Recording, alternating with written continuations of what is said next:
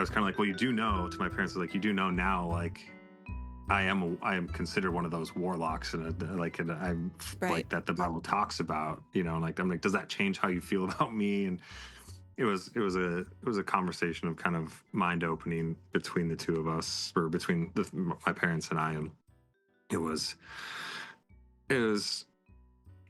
I think hard for them, but at the same time kind of like learning to accept. And because then shortly after that, then my mom came in and got her first tattoo for me. So Oh, that's awesome. Hello and welcome to the Stoner Story Witch podcast. My name is Kristen, and I am grateful to be recording and editing this podcast on the lands of the Chorotega people, colonially known as Costa Rica. So today's episode is a little different than I think pretty much all my other episodes have been, because it's not a focus on just one story. Today's episode is about tattoos. It's about the role of tattoos or, relics, marks on our skin that we might be seeing in popular romantasy stories, for instance. It's also about the question of spirituality and creativity in places that we might think of as pretty like ordinary or mundane. But if we just kind of stop and look at it, we can see that there really is a lot of magic underneath. Today's conversation is between me and my tattoo artist. About a year and a half ago, I got my first tattoo, which ended up being a series of 5 tattoos in a span of 2 months. I don't know that the purpose of this episode is really doing a deep dive into the intentionality or the spell or the story of my own tattoos. But for me, it's looking at the role and the ritual of the tattooing experience itself.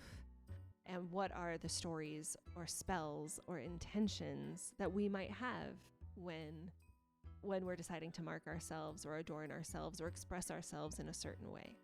And the really cool role of the tattoo artist, or really anyone who is helping you express yourself in some new way. Maybe it's a hairstylist or a makeup artist or even a coach, mentor, or therapist, even in some ways.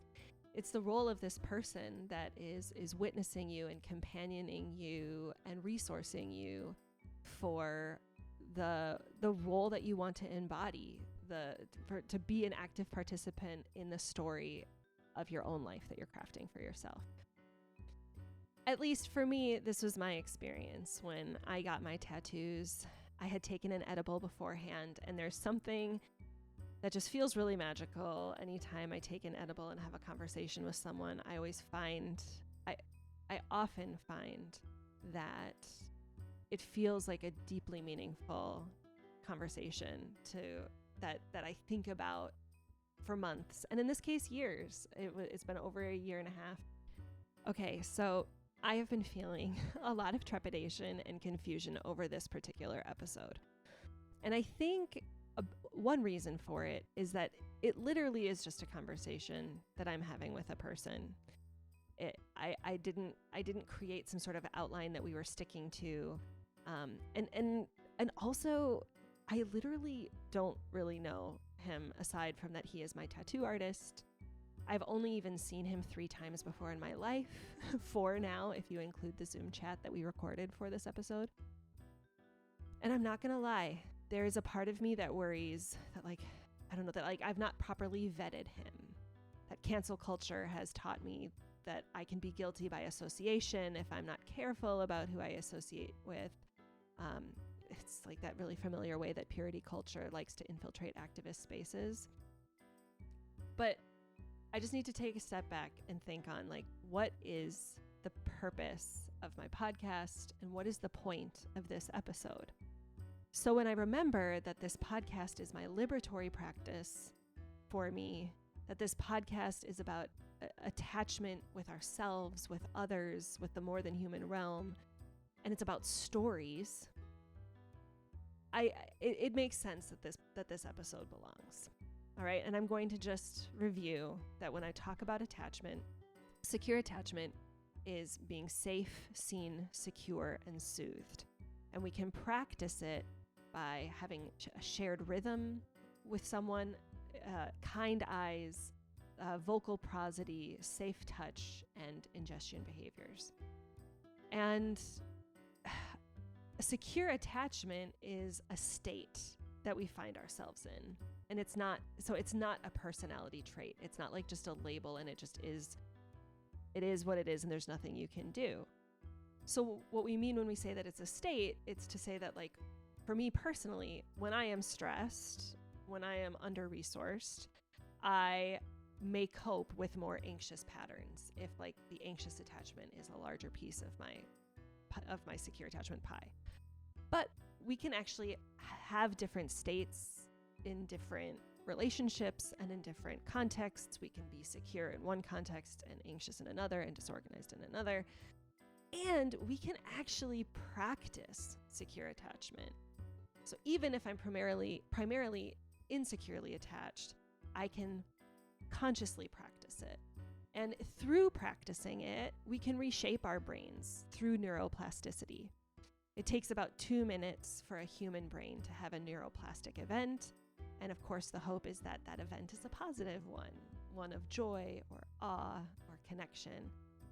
And I'm just going to obviously say that if you are interested to learn more, I highly recommend Carmen Spaniola's course in the Numinous Network on secure attachment and contact nutrition. I am giving very brief overviews of material that I have learned from her. Okay, so what I will say is that in my quest to practice secure attachment, to rewire my brain, I have found that it is way easier to practice secure attachment with strangers than it is with my friends or my loved ones. And it's because of those old shapes or that old wiring. And so one of the perks of my daily sourdough practice is the opportunity to actually exchange kind eyes and emotional resonance with my larger community every day. I bake them bread. It's this, like, shared rhythm. It's this ingestion behavior. It's, oh my gosh, it's so good to see you. I hope you enjoy. But a sad reality of gaining secure attachment, at least for me personally, is that I have become almost allergic to small talk. I really get overwhelmed and overstimulated by stories where it seems like the sole purpose is just to relive in the teller and spread to the listeners feelings of stress or overwhelm. I don't care to feel your stress of being stuck in traffic or overwhelmed by your kids' sports schedules or waiting in a long line if those stories are, like, too small, if that talk is too small to actually nourish me. And I actually wonder if they nourish anyone. The people I know who often tell these small stories or are stuck in this small talk seem to be the ones that are so hungry for the attention to just be able to tell them in the first place. But what I want to know is, like, if your stress at the traffic is really your wild intuition rejecting the lifestyle of modern civilization, or we could say capitalism, that has taught us to want. Right? I want to rage against patriarchy that has conditioned us to the lie that kids' activities are a mother's burden to research, plan, coordinate, schedule, and execute. And I want us to sympathize with that overworked employee that's trying to appease that long line of cranky customers whose wild intuition is probably just like ours, fed up with the limited imagination of modernity. Like, fuck small talk. Like, I really cannot stand to be in conversations that are just around what and never why, or at least a so what or a now what. If you start telling me a story, I am going to want to make that story into a window and or a mirror. I want to see you in that story. Maybe that story is a window into your experience. Maybe I will see myself in that story and it's some kind of mirror. And maybe there is some barrier that story is that I just want to name and smash with a sledgehammer so that we can get a breath of fresh air. To me, engaging with stories like this is a huge practice of secure attachment. It's me reaching for a sense of security where I want to see you and I want to be seen by you. I want to cultivate a place where all parts of us are welcome. But that kind of conversation is scary to make a bid and to say yes to someone, I know that not everyone consents to having this depth of conversation. And I know that it's weird to make a bid. And ultimately, I decided I didn't really care if my tattoo artist from a year and a half ago would think I'm weird. And so I sent them the following message a couple weeks ago.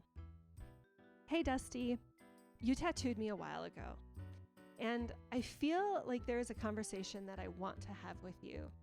I'm not exactly sure what it will look like, but perhaps I want to record it for my podcast if you'd be open to that. I think it will mostly be a review of what we were talking about while you were tattooing me. So topics along the lines of the movie Onward, our Christian upbringings, and shared mystical experiences, and a yearning for ritual work. I don't know if I have any messages for you, or if you have any for me, or if the purpose of this is more mysterious than I can fathom right now. Anyway, if you are even remotely interested, let me know. I hope you are able to practice a defiant liberation, that is, ease, compassion, and joy, amidst the absurdity and turbulent times of the collapse of empire. Or, as is more quote-unquote appropriate, I hope you are well. Take good care, Kristen. Now, I've been called weird a lot in my life. I hesitated for a while, even sending a message to Dusty, reaching out to have a conversation. And then I ultimately did send it, and then I found myself feeling reluctant to read it on for the podcast. But, it's not weird because it makes sense to me. It makes sense that I don't like small talk, and I want to have conversations that feel important. And that's what this conversation feels like for me. Anyway, he got the message and responded that he was interested.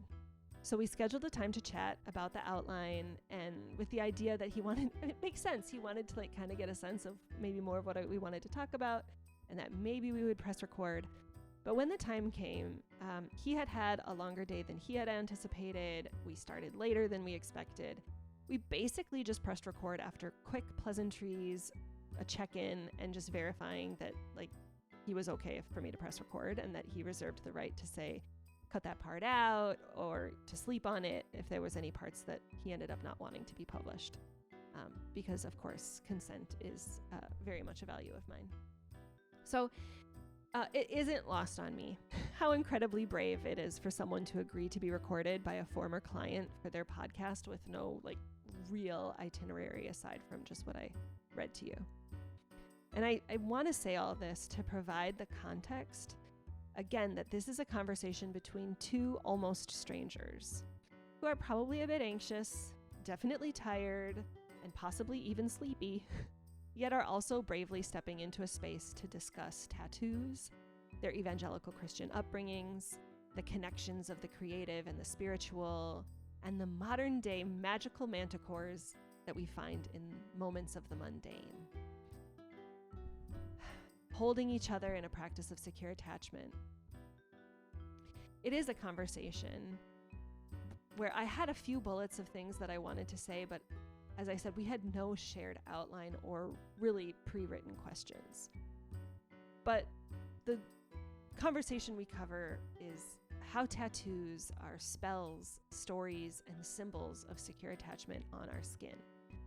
We talk about how our experiences with tattoos have resourced us to leave the cult of evangelical Christianity and leave the door open for the new menace.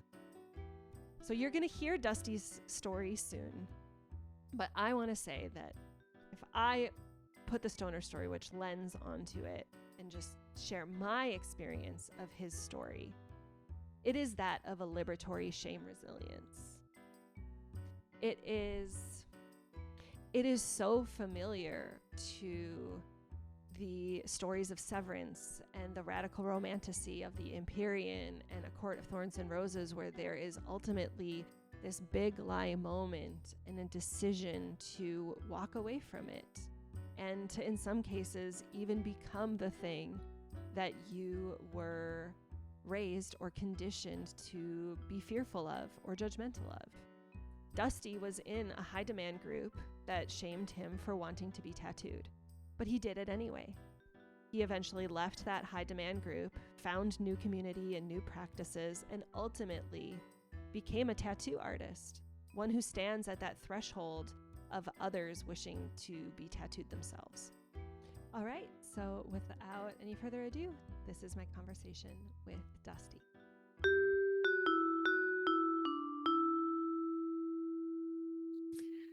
All right, well, thank you for coming on the Stoner Story Witch. I just want to say that, like, I just want to have a conversation with you. Like, it's not so much that, like, I'm trying to, like, even have a certain arc of our conversation, because I really don't know you that well. Like, I met you, I saw you a total of 3 times, the consult and then the 2 tattoo appointments. Yeah. And yet I felt really enlivened by the conversations we had on my second appointment.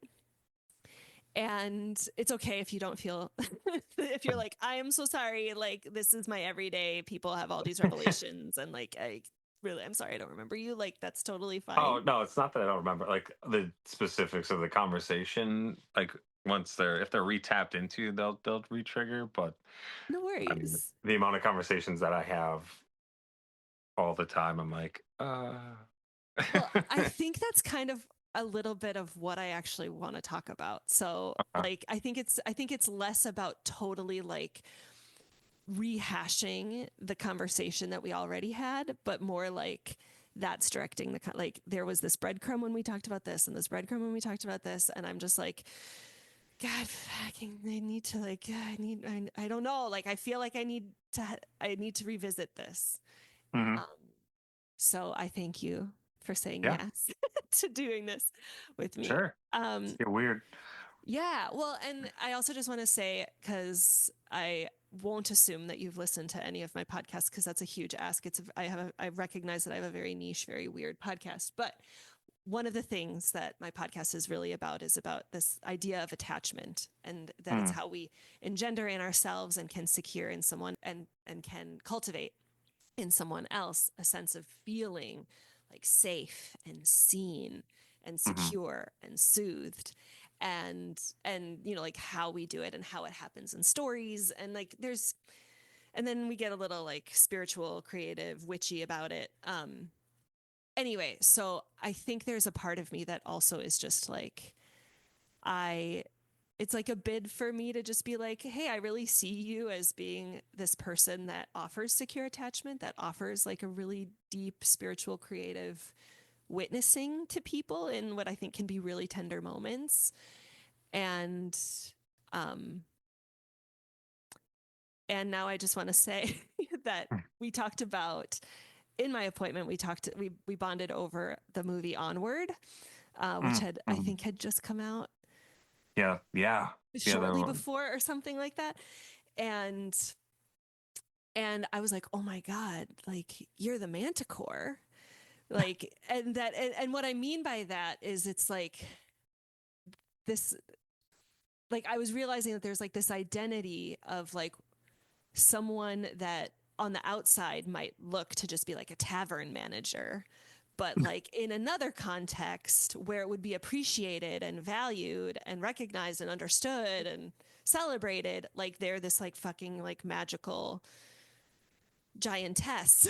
And so I was just like, okay, like, and in what other context does that apply, that people are, you know, I mean, for this specifically, I feel like a tattoo artist is somebody who is like, standing at like this threshold of people wanting to, either like ritualize like a thing that they're trying to embody, or like a change that they're trying to make, or Mhm. ceremonialize like something that's already happened, right? Like someone died and I'm honoring them with Yeah.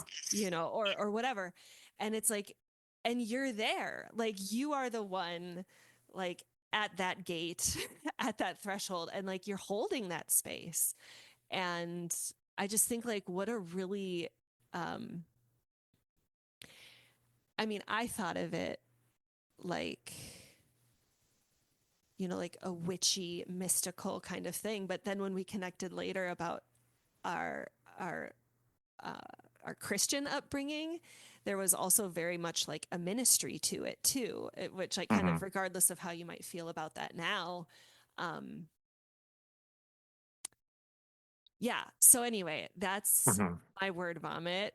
Yeah, no, I mean, well, it was making me think too, like you're saying, like, oh, like the mystical side. I think a lot of times with, I've said it in the past and joked around with clients, like, oh, like I'm kind of, even my family, I'm like, I'm kind of this like wizard and or like warlock kind of thing, Yeah. and like that part of it was too like the Christian upbringing aspect, the like the marking of bodies and things like that. But a lot of it was like you're saying, like the kind of almost like hand holding or guiding through aspects of people's journeys, like and marking those journeys at specific points, whether it's coming of age, loss, friendship,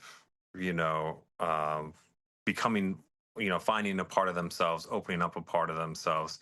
Sometimes it's, it doesn't carry as much weight. It's just like, that's a cool design. I'm getting to hang out with this person. I've met them, I followed this artist. I got tattooed by them. I admire them. Just a cool interaction that is just sprouted from like a shared interaction with that artist specifically. But yeah, a lot of times, like so many people come in and it's they have that like need for meaning Mm-hmm. with tattoos, and like I don't think that it is always a necessity, but at the same time, every time I look at almost every one of my pieces, there is some sort of marker in there. Like at this point in time, I'm getting this work done from this artist who's a good friend of mine. And it's a marker of like, oh, we were hanging out. We took a trip together. He Mm-hmm. lives out in Colorado or something. And we did like hiking. And then we went in some hot springs. And then we came back and we tattooed for, 2 days. And then I went home. But it's like that marks that. Same Mm-hmm. thing with other people coming in and traveling. So it can be, it's it has like a sense of like mysticism or something like that. I've got some, it's just like, oh, I went somewhere and I was bored, I want to go get a tattoo, and now it's like, now I have a marker for that trip, Mm-hmm. you know and then Right. then that kind of becomes a thing. So but then yeah, you can get into the deeper meanings of you know loss or change or things like that, and people trying to find the specific right thing for that aspect. Mm-hmm. So Yeah, and like it just feels like it's this, like there's that spiritual companioning that you do by just being there, being like a nervous system that is there as they are, mhm. experiencing a little bit of pain and also like, whatever significance they might have. And yeah, and thank you for naming that there are some people that are like it's just a really cool design. Maybe like Mhm. maybe it's not even something that they even like consciously would be making meaning of, but maybe subconsciously, or maybe there's something just really great about like spontaneously doing a thing, or just like I want to celebrate beauty. Like I'm just going to Mhm. honor that like we live in like a beautiful and awe-filled world, and I want to like take a moment and like let my skin be a canvas to that, or like yeah, that like not everything has to be this like huge like life pivot, certainly. Oh, you said something about, I was going to ask, with the Christian, like something about like the marked one or the Yeah. markings. So, Can you say more about that? yeah, I don't remember the specific Bible verse or whatever, but I think it's Deuteronomy or something. It talks about like the people like don't be marked by like I think they use like at least in the translation I had was like warlocks, Mm-hmm. uh, like basically priests of other gods, because like a lot of like when I looked into the history of it, these other religions were covering their bodies in tattoos dedicated to their god, whether it's was Baal or whatever, Mm-hmm. and there was the God of the Bible saying don't do that for those people, and it's Mm-hmm. and I had a conversation with my parents like one time we were getting into Old Testament, New Testament stuff, and um, I was kind of like, we were talking. I was like, oh, like what kind of clothing are you wearing? You know, is it mixed fabric or is it 100% cotton? Mm-hmm. Was it touched by these people? You know, like just sort of listing off some of the other rules of the Old Testament, and I was like, you know, like we can pick and choose, like looks like so many people do is pick and choose what works out perfect for them, and Right. but like if you really wanted to follow kind of the teachings of that book, it would be um that everything that was in the Old Testament was to show one thing, and that it's been fulfilled by the coming of Jesus, right? Mm-hmm. And it was so, but yeah, kind of all of it. We got onto this whole conversation, but I was kind of like, well, you do know, to my parents, like, you do know now, like, I am considered one of those warlocks, and I'm Right. like that the Bible talks about, you know, like I'm like, does that change how you feel about me? And it was a conversation of kind of mind opening between the two of us, or between my parents and I, and it was it was I think hard for them, but at the same time, kind of like learning to accept. And because then shortly after that, then my mom came in and got her first tattoo for me. Oh, that's awesome. So I was kind of like it was pretty cool, you know, like that was kind of a like, oh, like looking at things from a different perspective, and like not being so closed off by hearing what other people have said or told you to believe in the past. Now you're like, oh, well, like now there is more. I mean, you can still have a belief system, but you got to be like open. I feel like open minded in it, and the warlocks and the markets, and a lot of the stuff too. Back to the warlock stuff was tattoo. Like a lot of it, there was like scarification involved, and Yeah. like bodily mutilation or modification, right? So it's it's all it's you can get into the depths of it. Back in the day I did. It's been decades since I looked at or read much about that. So Yeah. I mean, well, so would you mind if we like go a little bit more down that like religious path? Because I remember I also asked you at our appointment about your like what was your very first tattoo, and you were in the process of getting it recovered, and you talked a little bit about like your religious past and like mystical experiences, and mm-hmm. so um is would you feel like is That that should be, okay I if we mean, keep going in that direction yeah, a I little mean, bit? Okay. yeah, it should be fine for the most part. Yeah. I'll Okay. I'll filter myself, so I don't sound too absurd or anything, but No, but yeah. the thing is I want to sound absurd, but unless you're not comfortable going there, which is Yeah, totally fine. Because I think I just also want to name that like what we're doing right here is like having like it's a bid for secure attachment. I'm like, okay, like I too have like carry these like burdens of like what the church taught me, like what um like having a fucking podcast called Stoner Story, which like would have absolutely freaked out like my younger version, just like how there's this oh younger yeah. version of yourself that would be like, who the fuck is this tatted up guy? Like, Yeah. and it's like, okay. But for me, like, I don't know. Like, I think I see like, I think I resonated a lot with the conversation we had because I think I've felt a lot of resonance in your experience. And Hmm. so certainly I don't know you well enough to truly know like and like and so like I recognize that what you're really offering me is a story that I can relate to. It's like, okay, like so Dusty is kind of this manicore archetype, and then oh my gosh, I also see myself in their story of how the church said this is how you have to be and no you can't be like this. um I mean I remember you actually saying that like it was you started getting tattoos to kind of honor your Christian faith, Hmm. and then Yeah. you were being like ostracized, like social Yeah. scorned Yeah.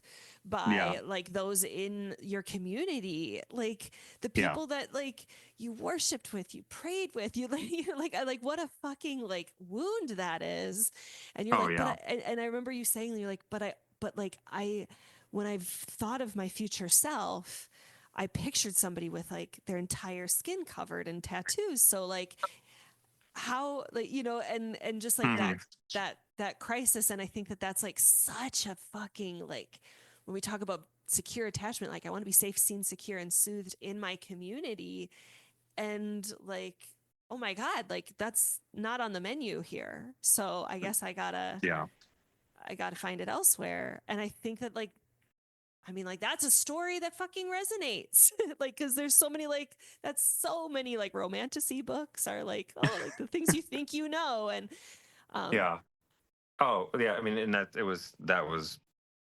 was a big, I think, looking back on it, that was probably one of the big turning points towards my, like, my start. Like, it wasn't just like oh, that happened and I cut off my religious beliefs and was done with that. Then it was kind of this like progression of like, okay, so I'm doing this and I'm getting, like you said, ostracized, or like, it was like, in simple terms, like hated on for something that went against some part that doesn't even technically matter in a book that I currently no longer believe in. But you know mhm.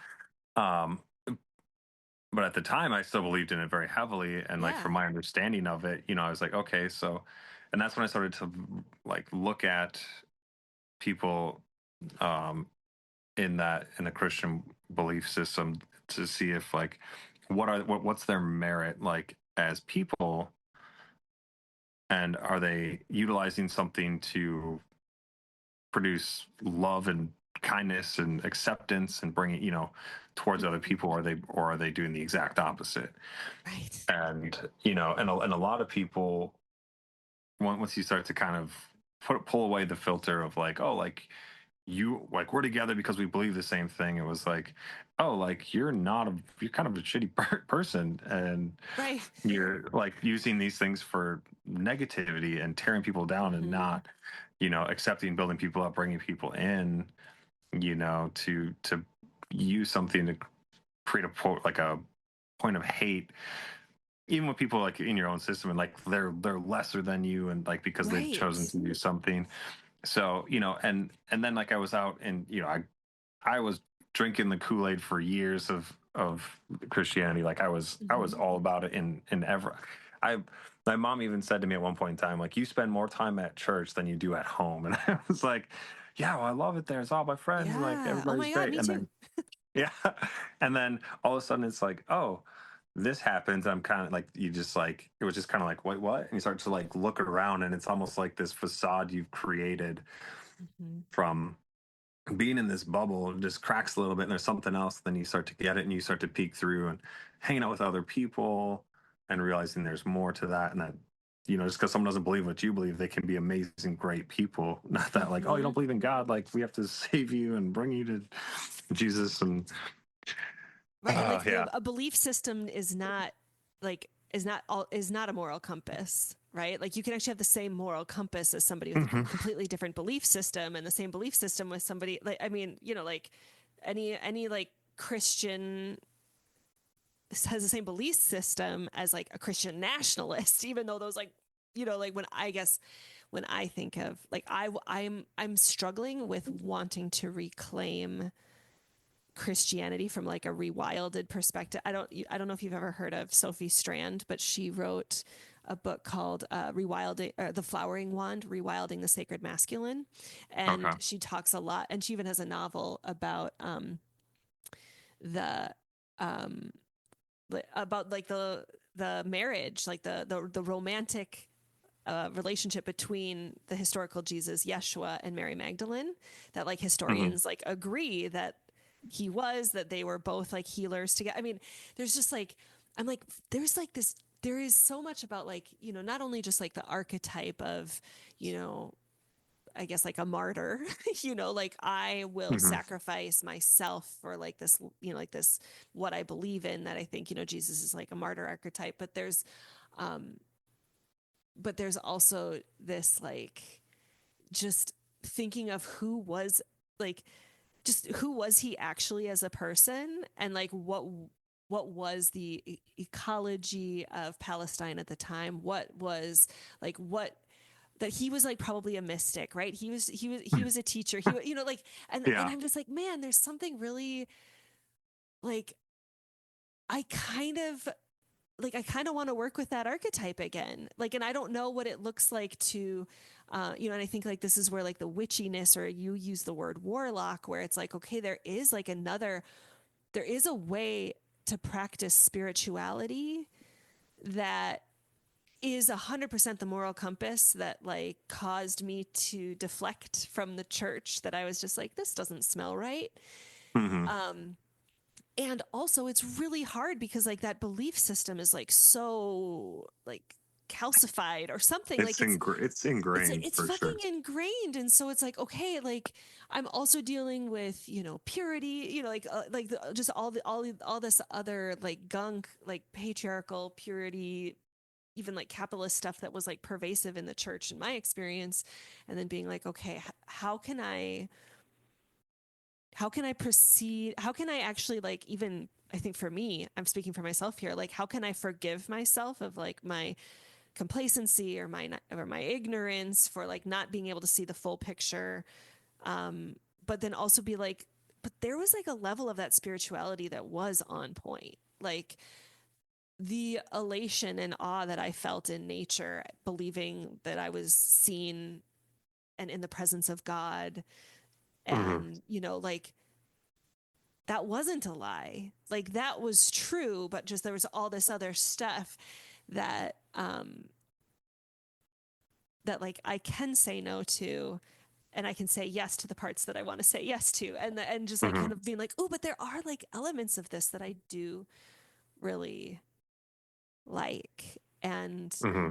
um No, I mean, I was thinking, you're talking about um the kind of list, like the purity of experiencing like spiritual things, and it made me just kind of think of how like the church created like scenarios for that, so you'd have those like interactions, those feelings. Like my brother used to do sound for churches, and we had a big discussion about like the sound, the lights, the like um I like going back, like, because he worked there for when I didn't believe, I would just go to this church to support him, mm, in what he was doing. And like I listened to these speakers, and like it was so interesting going back after 10-15 years of being out of that environment and not having any association with it, and going back and seeing how things work. And it's just like, man, like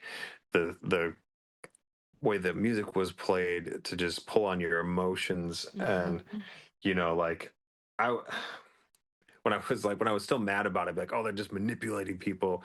And Right. in a sense, music is a form of emotional manipulation. Like when we feel kind of like if we're in our heads, we don't fully feel like a sad thing, but we put on a sad song, then all of a sudden we're sad and we're thinking about sad things. And when we put on angry music, we like get that energy boost, that like there's like Yeah. more aggression in there. And it's so like music is manipulation in a sense.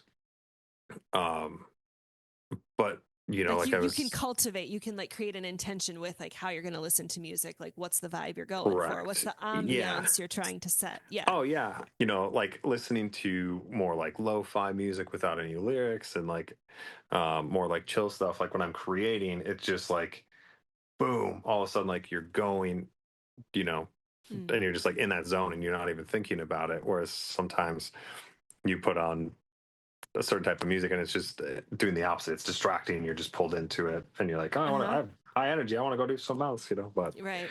But back to the church thing, it was like listening to these people being outside of that, not involved and probably extra guarded in that situation. I was just kind of like, man, like it blew my mind to watch that. But when I would go out into nature and just sit at a waterfall for extended periods of time, and you hear this water coming down, and that's all you can really hear, but you can hear it in like this I don't know, nature dimension. And you Mm-hmm. just sit, you close your eyes, and you just like you can have that same spiritual experience, and you can get like, you start to do the same thing as like that music would do, but it's just you start to get internal with your thoughts and experience, and it's like a way to express, release, engage, absorb, kind of that thing. And I think that's like, we're talking about the purity of that, like there, like when you were pure as like a when you're younger and your mind is focused on that, and you're having this interaction with this spiritual interaction in a church, can be very similar to that of like pure interaction in nature. Yeah. And like talking about the witchiness and the wizard stuff, and I always think of like trying to get back to my like more like the wizardy witchy side of like Nordic culture, because Mm. it's just like a lot of it is like the outdoors, and using natural things, and I don't know, I just picture big fires and having just good time. And I was looking into like Yule for like the holidays, Uh-huh. Yes. instead of doing like Christmas, doing like Yule. And like I was like looking into it, and like what the 12 days meant, and like there's Mm-hmm. days of reflection, just. And I'm thinking to like, no digital things, like no, you don't have Mm-hmm. the TV on, you don't have, maybe have music, but like non-lyrical music, and more chill, more acoustic instruments, or like whatever. But doing things to feast, to be like to celebrate, doing things to reflect, and Mm-hmm. like look internal, like over the past year, look at the future, um spending time with people. And like, yes, Mm-hmm. like they still do gifts and they still do the tree, but there's like the deeper meanings, because Because that's they where I co-opted all that shit from Yule, yeah, like yeah, so it's yes, like 100%. yeah, on Children's Day, you give a kid a present, but like you're also like, honoring the dead on the whatever 10th day, because that's like marking Samhain or whatever, Hmm. like because it's like Yuletide is like the year in miniature, right? And so like Hmm. anyway, I just think that yeah, that's that's awesome. Um I have a practice of like trying to the word that like comes to me is like kind of like rewilding some of that spirituality of Hmm. just like, okay, so like the belief system that I was taught was this, but that was co-opted and weaponized in these ways. But there's, like there is like a further back place you can go, and then also need to be mindful, because fascism really likes to do that too, of just like, let's go back to like the good old days. And so it's like, okay, Oh we yeah. still need to keep our moral compass intact. When you were talking about like that, the awe, because one of the ways that we can actually build secure attachment with someone is shared awe experiences. It's like the people that you go to a concert with, like even if like Mm. it's somebody, like people are like, I met them at a concert and now we're like best friends, and it's like, fucking right Yeah. you are, because you guys like went to like this concert, you both love this artist, you're like in this shared rhythm, maybe you're buying each other drinks, or like you're just like in a Yeah. maybe an altered state of consciousness, you never know. And What? and so like of course you're going to like bond with them and connect with them, and like that concerts are very like church like in that way, and it's like or and yeah, and like a really like heartfelt like musical offering in a church service can get you in what you were kind of describing was like a trance like state, perhaps, of Yes. like sitting out in a waterfall, and it's like it's that same awe that we would find in that we can find in nature, that when we like look up at the night sky, when like all of these Hmm. things, and the ways like music, certainly I think stories, like whether you're like watching somebody act it out in a show or a play, or even when you're like reading books or poetry, like Yeah. And I guess like for me too, like music has always been a massive like staple through everything. Like, like I was talking with one of my friends who also like is same thing as us, grew up in the church. Um, and we were talking about like Christmas, and like all the Christmas songs. And like mm-hmm. I still love them. I still sing every single one. I don't, I don't even care if it's about Jesus. Like I'm Yeah, like, they're I still love beautiful. that. And it's like Yeah. they're well written, and like you don't have to believe something to enjoy it, and a lot of times it brings that, you back to that time period, and or instances where it was everything was good, or it was a great time, like as a kid. I was thinking, I don't people think back, oh, like when you're a kid, like getting all the presents. I was like, no, like I think back of sitting at the piano playing Christmas songs. Mm, Well, my mom was cooking Christmas dinner.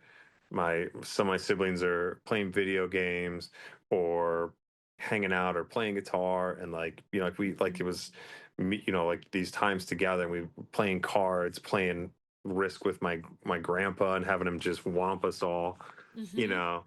Like, I think about those times, and it's like it was much more about that sense of community as a mm-hmm, family, because as you get older, everyone starts to separate and new families are created, and it changes. I don't think like mm-hmm, things are necessarily lost. They just change because it's the greatest thing ever. It's the only constant we have, right? mm-hmm. Change. Yep, the, yep. the Octavia thing we're Butler. most afraid of. But, and I was thinking about that, like with music, because it's like, okay, so I started doing that when I was young, and then I was in bands, Mm-hmm, and even like with my band career, like kind of when I would say, losing my religion, so to speak, mm, and gaining spirituality, I went through like a massive transition from, being in a kind of Christian band all the way into, I mean, it was a Christian metal band, but then into a, we were called hate core, like was our genre. Like it was hate just, core. it was angry stuff. And it Okay, like, I just want to make sure I heard it right.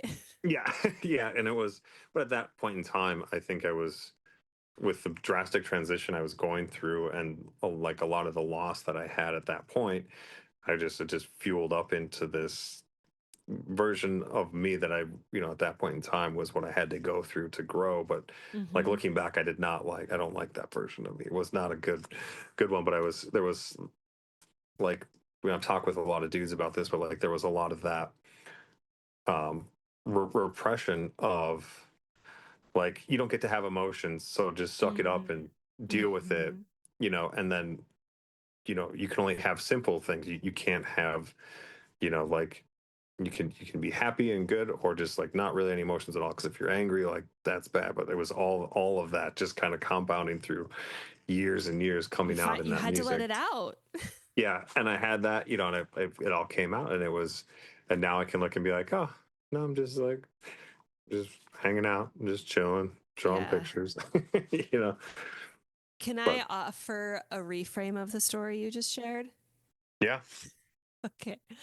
Um, because yeah, I okay, like because a couple thoughts came to my mind. First off, when you said like I don't like that version of me, or you said I forget exactly how you phrased it. It's like looking back, like I kind of because like I fucking can relate to like just so many versions of myself that I'm just like, oh god, like yeah, and like the thing is like I'm sure in 10 years I'll be like, oh god, like she did that podcast thing and that was so cringe, or like I don't know, but like at the same time, like this is the yeah, crossroads I'm at, and this is like what that next, like I feel like I'm following some sacred breadcrumbs in some way.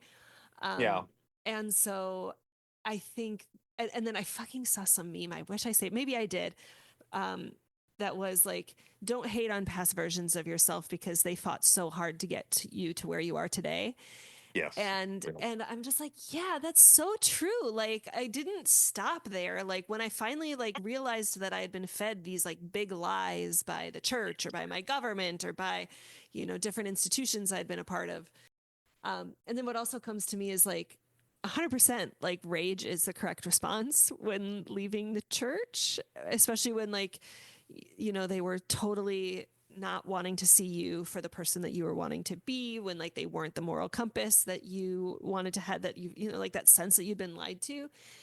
Mm, And I mean I'm learning a lot about like embodiment and somatics and things, and like one thing that I'm learning is like when you feel grief, when you feel rage, like you need to create a container to feel it, or else your body becomes that container. And so mm, it's like, to me, it feels like a really intuitive, magical practice that you were like, oh my God, like I'm going to segue, this and again, to me, there's such an overlap in the creative and the spiritual. So it was like the spiritual and creative place. And it's like, okay, I cannot do the Christian metal. It needs to be hate. It needs to be rage. And Hmm. it's like, you're not carrying it anymore. Yeah. You get to no longer be that person because like you allowed yourself to embody that Yeah. when it was like the most, uh, you know, It was at a time well, when, yeah. I mean, young too, like it was cool. It was cool to be that angry guy. Everybody was in love with the angry bands, and and it was just like, man, like what, like it was, but it was so much. It's so much work to be that angry all the time. Like you have to put in so much effort. Yeah. And then So eventually it's like, just like, I'm tapped out. I just want oh to sit by yeah, a waterfall now. yeah, and that's like I was thinking about it too. Like so, like with that band, like ended up breaking up, and then we got back together with a couple of the artists that were in it, and we wrote like another album, and it was still like heavy. The music was like aggressive and angry or whatever, but the lyrics were like completely different. It was all talking about um you know our anxieties, our depression, our struggles with that, like the roads that we've been on.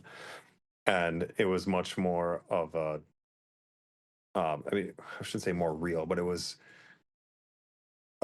looking at things as like why some of those previous emotions were so easily jumped on. Like, when you don't understand things, you're quick to just be like, wow, like, okay, Uh-huh. like I'm angry about this. But if you're like, oh man, like I really understand that I'm hurt because of these things happening, like I need to like figure that out and not just be like, oh, I'm angry. Well, right. Yeah. Like you're So angry, but like, what was the actual need that was unmet? And like, correct. yeah, like like under the anger is often like really deep hurt and Oh sadness. yeah. And it's like, Oh, okay, now that we've let out the anger, it's like, oh, now I need to like, I need a hug. now I need to listen to a sad song and have a good cry. Oh yeah. Well, no, then there's all the emo music after you just listen to. Yes. Yeah, exactly. I think I feel a little bit shy about this, but I also think it feels kind of meaningful. So I'm gonna just like bait the hook and we'll see what happens. Yeah. So I had taken an edible before both of my tattoo appointments, Oh, and nice. I remember feeling like certainly like that purity culture of like I love that you're like, oh nice, cool, oh my god, great, like Yeah. that's so great. I mean, if it works, it's great. I Like, mean, yeah, and I remember just being like, I shouldn't actually tell him because what if there's like some law that says like, and I was like, I could just see it. I could just see, you guys run a very professional place, like, like yeah, only food in the front and da da da da da, like all that. yeah. And so it's just like, oh, sorry, I wish you wouldn't have told me. Like now that you told me, I actually legally like I can't, and I'm like, don't worry, Oh, like yeah. let me break a law, please.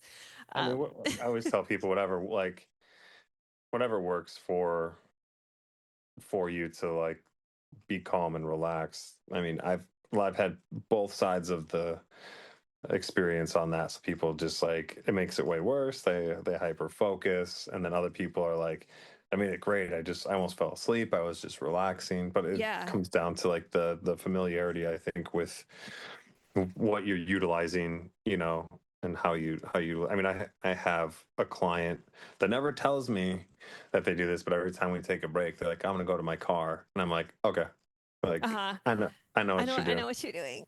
but it's Oh, fine. okay. Like you didn't say anything, so I mean, like because for all I know, if I didn't recognize the smell, I would just assume you maybe just keeping a cold pop out there, or you just Right. like the fresh air after every. Yeah, it's not like they're coming back in and then they're like having meltdowns or freaking out. Like, It was when I reached out to you hmm. about coming on the show. I had like taken basically like the same type of edible.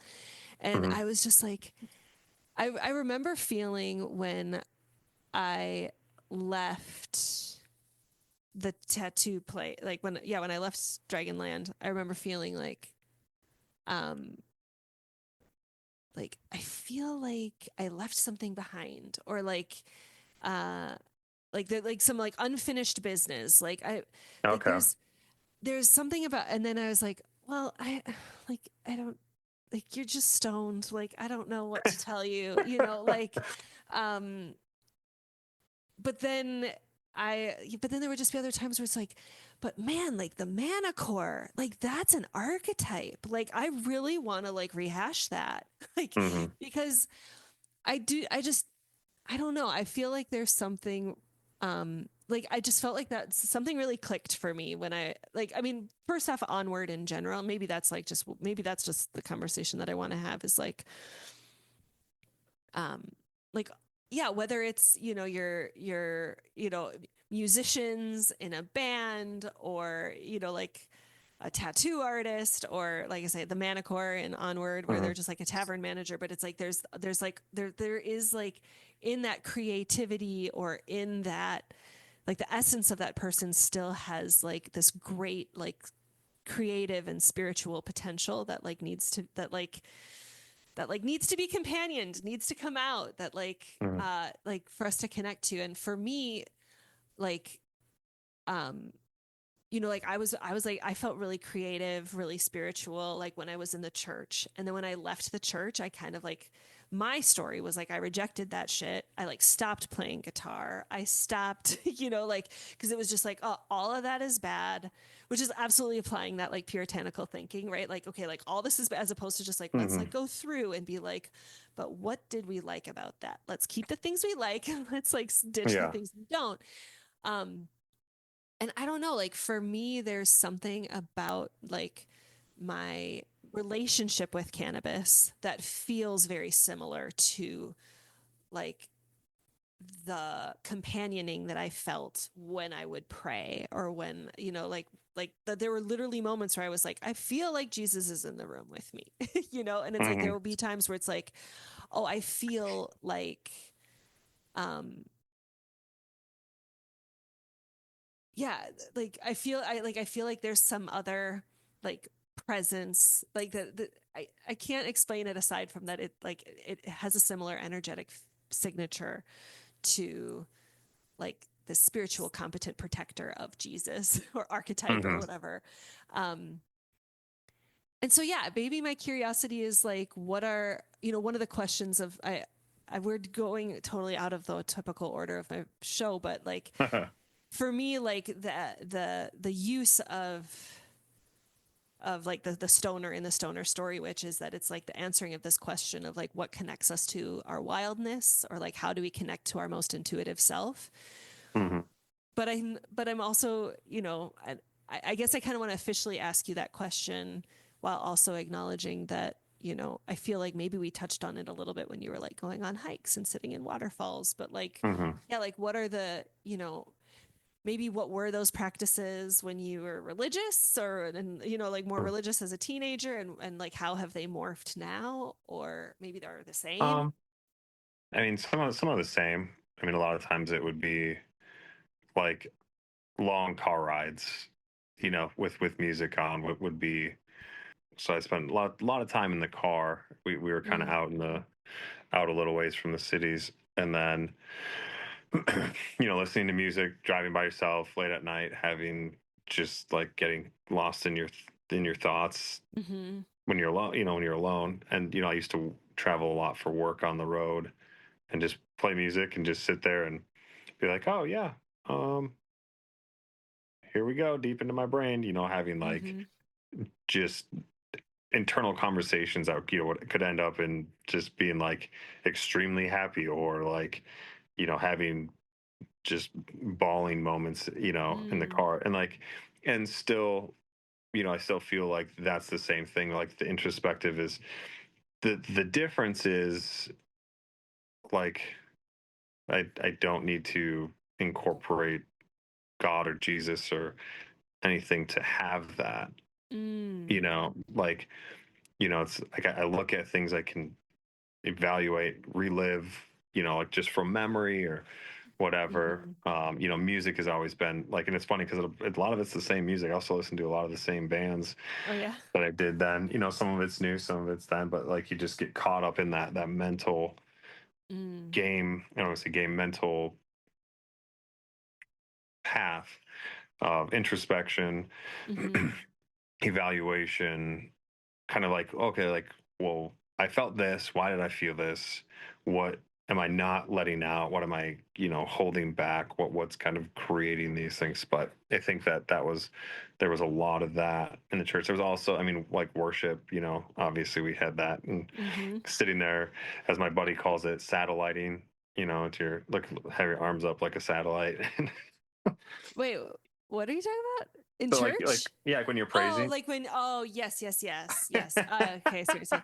For whatever reason, okay, yes, yes, I get it. That, yeah, like Yeah. arms up to the No, heavens. like in church when you wear the tin foil hat and the I'm sorry, I had a visual of fucking Elon Musk and his like Hitler oh salute, and yeah, so I oh was just like, I'm sorry, wait, what? So like, I'm sorry, that was just a little like too soon for like just all that. But yes, I remember now the like elated yeah, like worship of. Okay, I satelliting. I yes, get it now.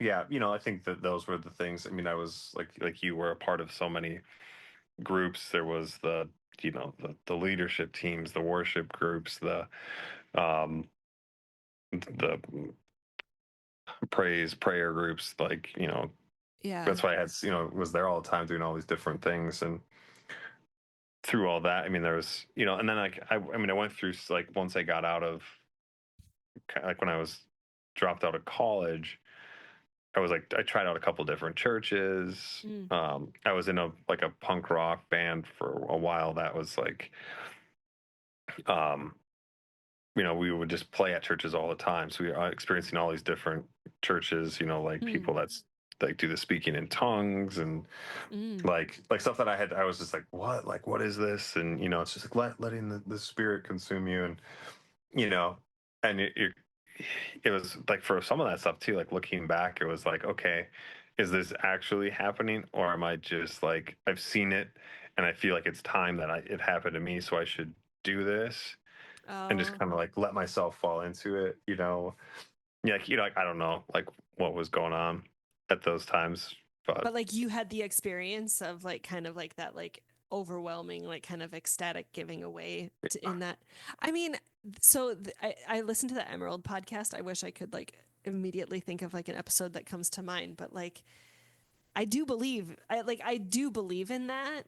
mhm. And because again it speaks to um I don't know, like just like this, like, I mean, you called it emotional manipulation earlier. I think that like that's I, I think that they're just like our pathways of like music and rhythm and community and like getting in like some sort of like trance like state Mhm. that like gives into this like surrender. And I do think that they're like that I think I was really judgmental of it, or like not really sure, very uncomfortable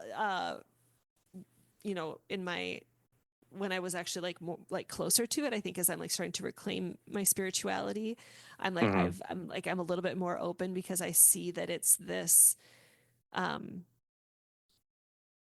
that like it I think it feels like it is like a really like ancestral or really wild like part of us.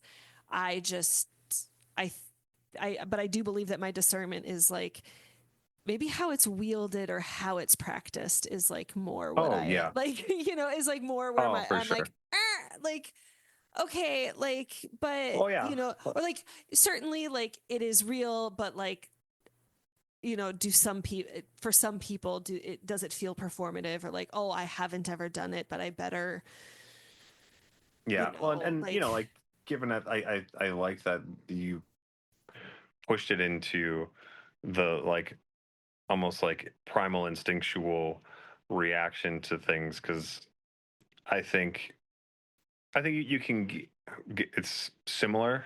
You can have like I could have similar experiences if that's like how I wanted to open up and have that, you mm-hmm, know.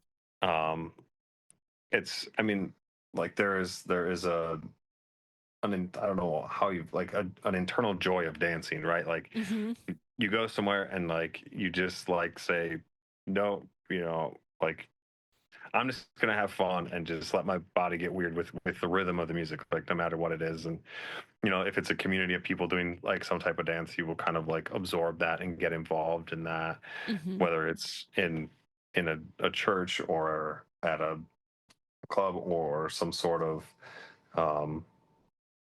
I can't even think of any like Mm-hmm.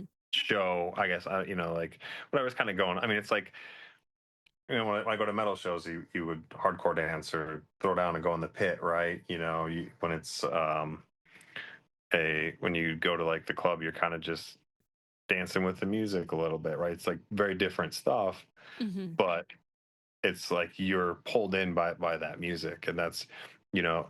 And when I say manipulation, like I always feel like it's such a dirty word that people are like, oh, like manipulating is bad. But I think it's just there's probably a better way to say it, but it's more so like an internal pull of our primal instinct to respond to rhythmic um, sounds or just Mm-hmm. vibrations, like because everything, you get into the crazy sciences and vibrations are everything. And, Yeah. like it's the same thing like the vibrations of like you get close to a waterfall and you stand on a rock where it's getting pounded and you can just feel the thousands of gallons of water pounding on that Mm-hmm. rock and you can feel it. It's moving, like there is like this resonance and resounding that happens and that triggers within our body. And that's the manipulation. And that's why I don't think it's always bad.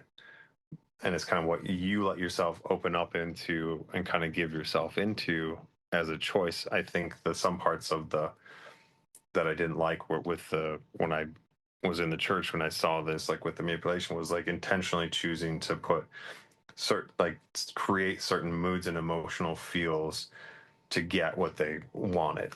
Sure, sure. A You know what I hundred mean? percent. I do want to say like I have definitely been like I definitely gone to some like youth retreats or things where they like 100% like make you stay up really, really late and then they like wake you up really early and then they like do the music thing. Like they're basically like I mean like kind of like some brainwashy techniques, quite frankly. Mm-hmm. Um and yeah, to try to like cultivate this experience, like we want to try to get everybody to a point where they cry and like Yes. like there's something really cathartic about crying, Mm-hmm. and like 100%. maybe we can actually like cultivate through like realness and not like what you're saying, which is 100% like weaponizing, like for like Yes. an intention of like making people cry, as opposed to I want to cultivate some safeness so that people can like feel invited to tap into a certain energy, but that they have consent as to like whether they want to or not, like Correct. Yes. uh, Yes. 100%. so it's like,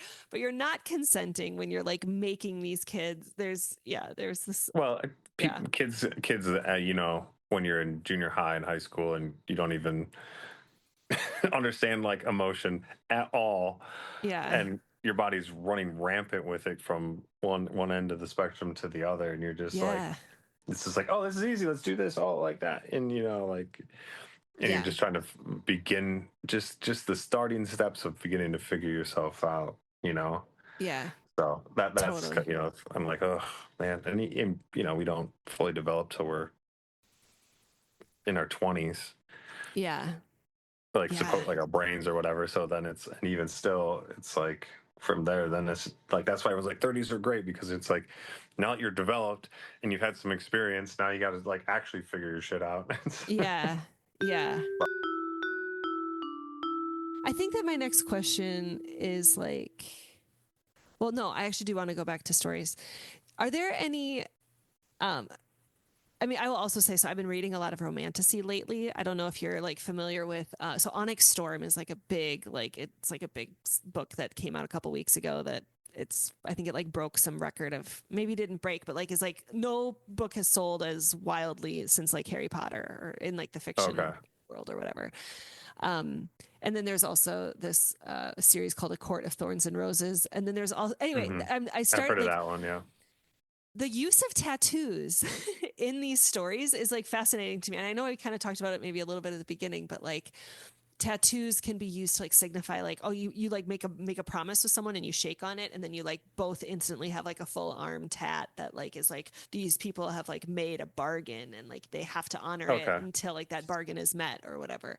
And then it's Yeah. also like, like you bond with somebody, like, you get married, or you like do that ritualistic coupling, and then there's, some sort of tattoo that's a marker of that. And certainly like we see that this is a practice that a lot of people do. But then there's also an Agatha All Along, which is on Disney, and then in the Empyrean series, like Onyx Storm, there's like protections, parents loving their kids, and through this like magical act, then like if any time, then like they have this like tattoo that then like protects them from certain evils. Hmm. I'm curious if there are any stories that come to mind where like the tattoos themselves provide some sort of like um you know invitation, manipulation, technology, function, that like the tattoos are almost a character in and of themselves. Maybe that's an obscure question, so I can rephrase and or ask a slightly different one. But Yeah. I mean, like the only thing I can think of is um, a a client that I've heard of recently had said to one of my coworkers that like he fell off of a cliff he wasn't supposed to be climbing from, and that he would have like he ended up with just a few cuts and bruises, but he should have like broken a ton of bones or whatever. And he's like, the tattoo protected me. I got this one, and it was like, and I was oh like, wow. you know, um, you, there's a like within certain things, like from our perspective, right? Like Mm-hmm. they're just like, like we like doing pretty pictures, and like we're doing just like it's like what it is, like permanent pretty pictures, like a lot of times, you know. But I think that the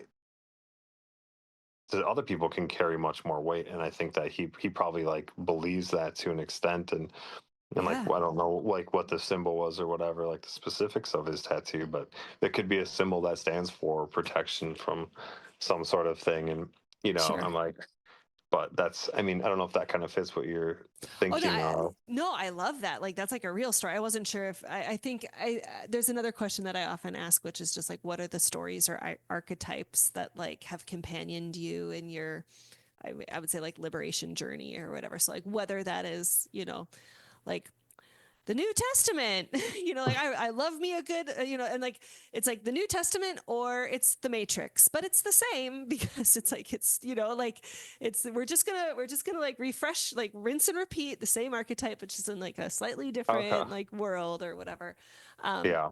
and I think there's just a part of me that was like, oh, is there like a particular story that's like, oh, like that tattoo is so badass, or the fact that like there's this practice or this um yeah, like that's like some part, like the tattoos being like a part of some culture, like in a like maybe a mythological or fictitious sense, but obviously you live this every day, so you see it, you probably like the story. Because but I fucking love that, because what are tattoos if they're not just like stories that are on our skin, right? Oh, Like and that's like that is the truth of it. Like the story might not be even remotely close to the imagery that's represented, you mm-hmm. know, but it might be, like I think I was in Puerto Rico, you got swimsuit on, like up here in Minnesota, it's cold, so we're always covered, right?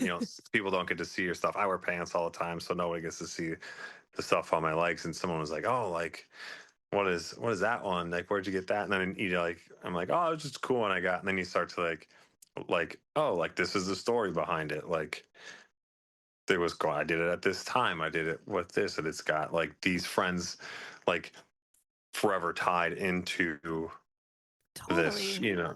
Like I think about like when my first um like niece was born, like any of that like generation of kids in the family was born, I was super excited.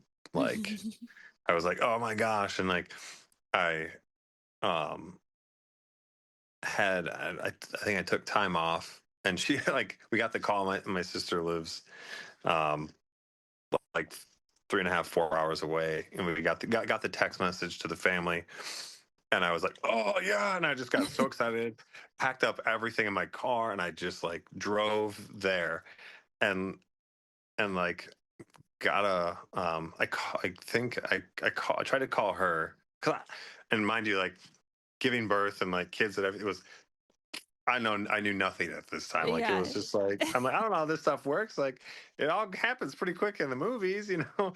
Oh, like She she was had going into labor kind of she thing. just like she's like, oh, like yeah, I think she went in to get induced, but then her water broke, and I was like, gotta get there. Like I want to be there for this, you know.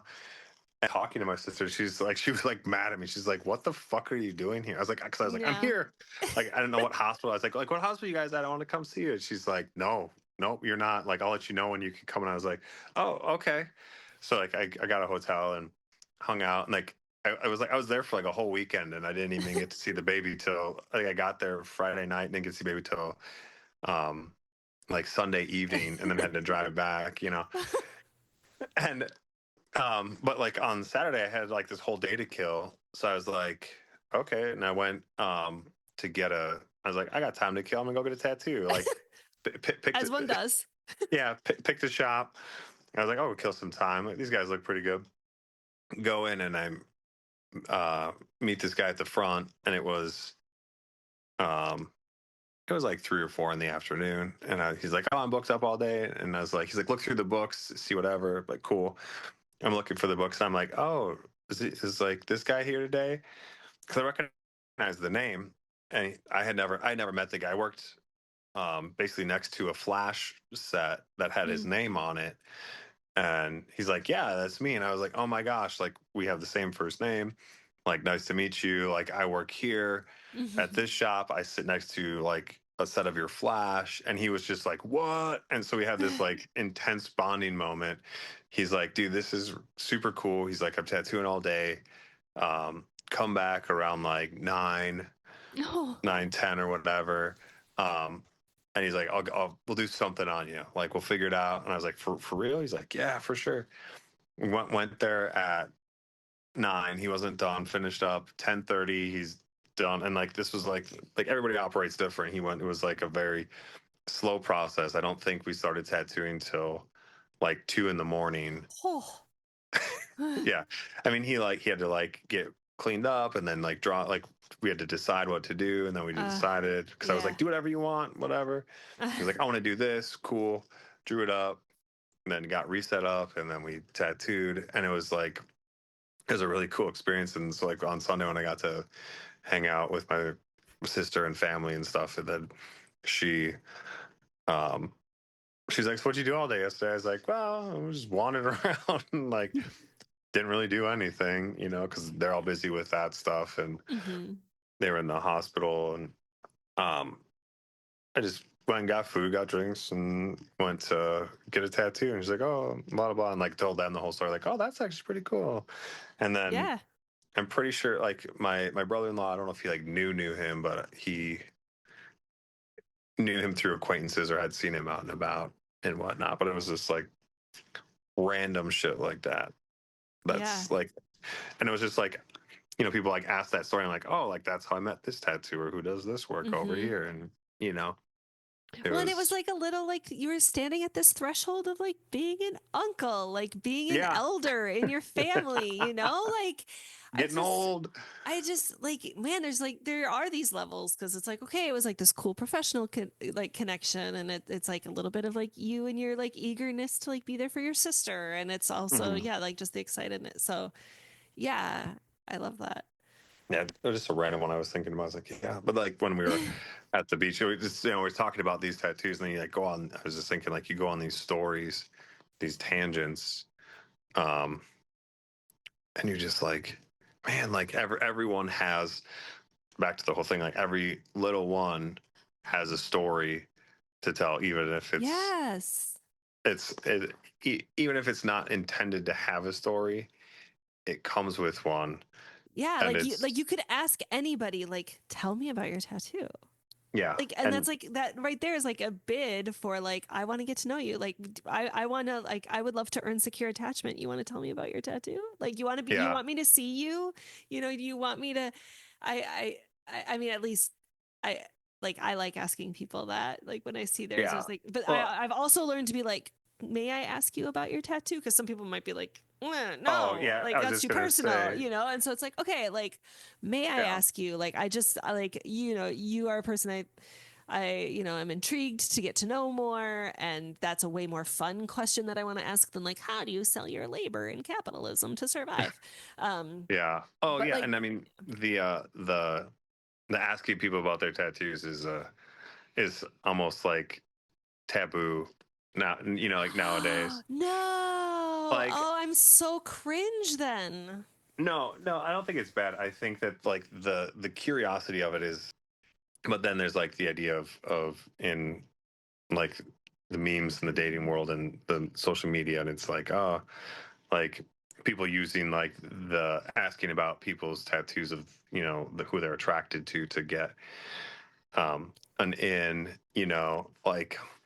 like women getting asked like, oh, like what does this tattoo mean, Oh. like that, and things about, I think. Oh, they're like it's overdone Yeah, maybe and it's, for like in a very self. yeah, and like the Yeah. more I think it can be one that can be asked, and maybe I'm wrong, but like you're when you kind of have like a basis of a relationship, like.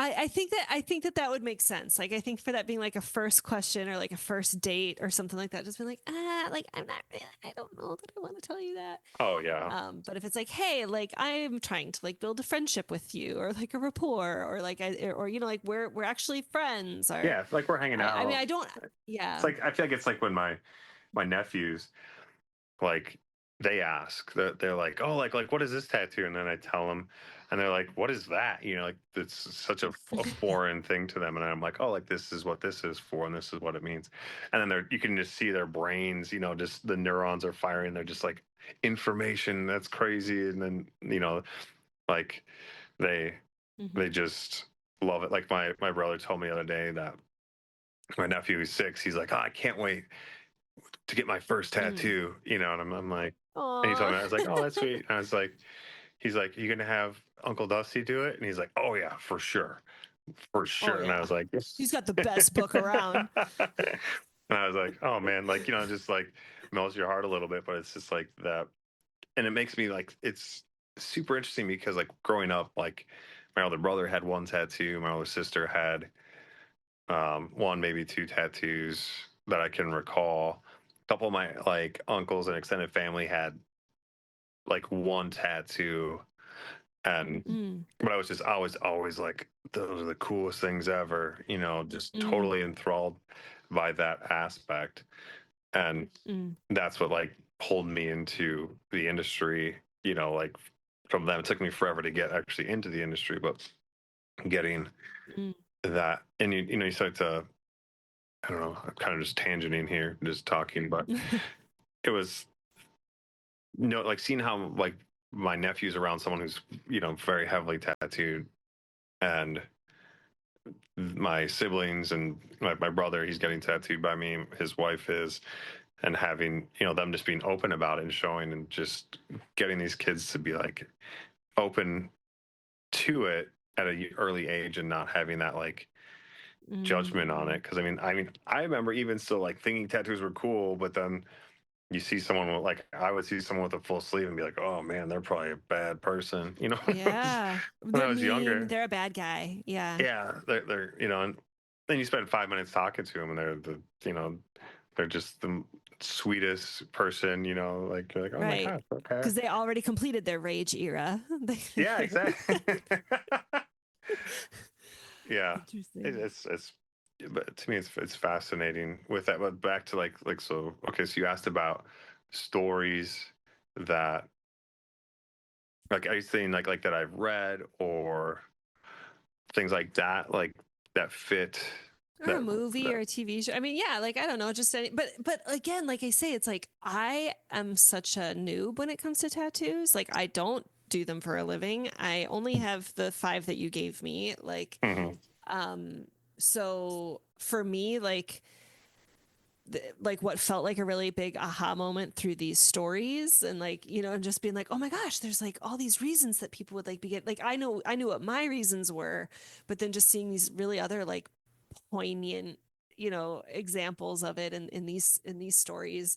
And I mean, I think you know, you nailed it when you talked about that guy who was like, I believe that this tattoo protected me.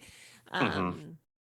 You know, like your tattoo of you know, that like for me, like my takeaway of your tattoo is like that like eagerness and that earnestness at the threshold of like becoming an elder to, you know, Mm-hmm. that like future generation of kids. And I'm like, oh my God, like that, like what a great, as you like, you're like, what a great marker um Oh yeah, in your it's words. yeah, they're just like, if you were to put on a piece of paper, it's like you could probably easily figure out your life timeline as an adult, right? From, if I mean, for me more so than other people, because I mean the amount of people that come in and are like, I got this tattoo when I was Mhm. 18 or when I was 21 and I was drunk, or you know, and just, you know, but they could probably remember what they were doing or where they were at, but then they haven't gotten a bunch. Like, but for me it's like there's, sorry, I'm like chopping my hand as I'm pointing out this like timeline thing. Mhm. um but for me it's just like boom boom boom, like multiple in years, and what I was Mhm. doing here and what I was doing there. And you know, as I've gotten older, it's slowed down, and I'm just like, they hurt, so I don't like getting them. Oh, yeah, So I'm, that's fair. yeah, you know, it's like it's funny because like for a while I was like, oh, like, I want, like I said before, like I want to be fully covered and have all this, and I'm like, yeah, I still do, but with much, much, much less gusto to get there. Another question that I try to ask the guests on my podcast, and we're just beat bopping every which way, but like the first question Hmm. I try to ask people, but like I say, we just kind of like very gently segued into pressing record as we're just kind of getting settled. But it's just, what identities do you lead with? And that's a question that I took from somebody else, from Carmen Spaniola, who got it from Desiree Adaway. I've asked people that question before, and they're like, I'm sorry, what do you mean? Yeah, I'm like, So it's like, oh man, so that's a heavy question, bro. I'm white, I'm cisgendered, I'm in a hetero marriage with like the my co-parent of my kids, I'm a mom, I'm a podcaster, I'm a former science teacher and evangelical Christian, you know, like just like all these other kind of like identities that feel, you know, meaningful for like the kinds of conversations maybe that I'm having on the podcast or whatever. Okay. I mean, I think it's like my, like after hearing what you said, it's like, oh, like I'm just I'm a nerd. I'm a tattooer, and that's kind of like the two biggest like instantaneous, what I would probably jump onto as identity, like because like everything I do involves nerdery. I just like to Can you hang out and expand do. on what you mean by nerdery? Because people Okay. might have different ideas on what that. I don't know that Yeah. I'm fully clear on that actually. Um. So, oh boy, like you, this is, I mean, you're gonna say that that's like one of your core identities. You yeah. said I mean, nerdery so and tattooing are your two yeah. identities. So uh, we'll start with the, you know, I watch a lot of anime, play a lot of video games, build and collect Legos, um, play Magic, play D&D, love playing like tabletop games. Um, yeah, you know, obsessed with Star Wars, Lord of the Rings. Like I would identity, like Star Wars nerd. Like identity, Lord of the Rings nerd. Like I'm not, like some people are much So there more are knowledgeable. stories that are very close to you that have like guided. Like Star Wars is like Oh yeah, I mean that Star Wars fucking yeah. is, yeah. I mean you could probably even say like if you're looking for characters, like one that I've always like obsessed with was Darth Maul. If you know, if everybody, Okay, so Darth Maul, I can picture the yeah. face. I'm not as. I am so sorry that Star Wars is just like one like that is like You know, it's been great. I'm kidding. no. I haven't watched them. Like I Yeah, you haven't. got to watch them. I They're know. the I get that greatest. I have like a story, like a story podcast, and like I can't even vamp with you about Darth Maul. But can you explain to me why Darth Maul? Um, Pretend I to talk to me think as if I don't know what you're talking about because I don't know what you're talking about. Because he's a villain. He's a villain. He's a Yeah, Darth. he's a Sith Lord. Sith Lord. Or yeah, he's a Sith. I don't know if he's apprentice, I guess, at that point. But his story is so fascinating because he like has this like direct path to be this super powerhouse. He's badass looking. He's got horns growing out of his head. He's got, like Mm-hmm. markings. I don't remember if they're tattooed or not. I think so, but um, there's a high contrast, black and red. Mm-hmm. Metal as fuck, right? But he's like super cool. He's a bad guy, but then he gets cut in half, and then his story from there, like, is this. It's super interesting from like that path because he falls and he goes into this like massive state of depression because he doesn't die. He gets cut in half and he doesn't die, and then he um, gets like robotic legs put on, and he like has this upcoming. Keeps trying to get like kill this guy that cut him in half. He's like trying to get his revenge, and it's like up until the end, like when he finally he like takes over a whole planet, becomes like the lord of this planet, like gets up and down. He's ruler of all the gangs.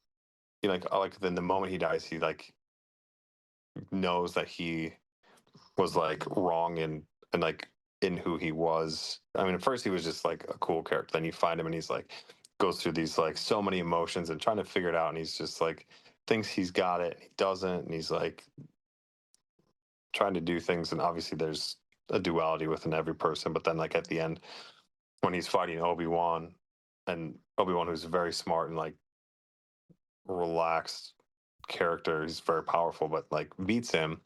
And it's Mm-hmm. just this kind of like you can just see in his eyes, like it's just kind of like, oh, like I should have not like obsessed about this and pursued other things, and like now I have nothing to show for it, growing as a person instead of being like trapped in this negative state of repetition of climbing up to this high point and getting cut down again and climbing up and getting cut down again because Just it's like all pursuit for of the power for the sake of power versus just like correct. what Yeah. actually matters to me.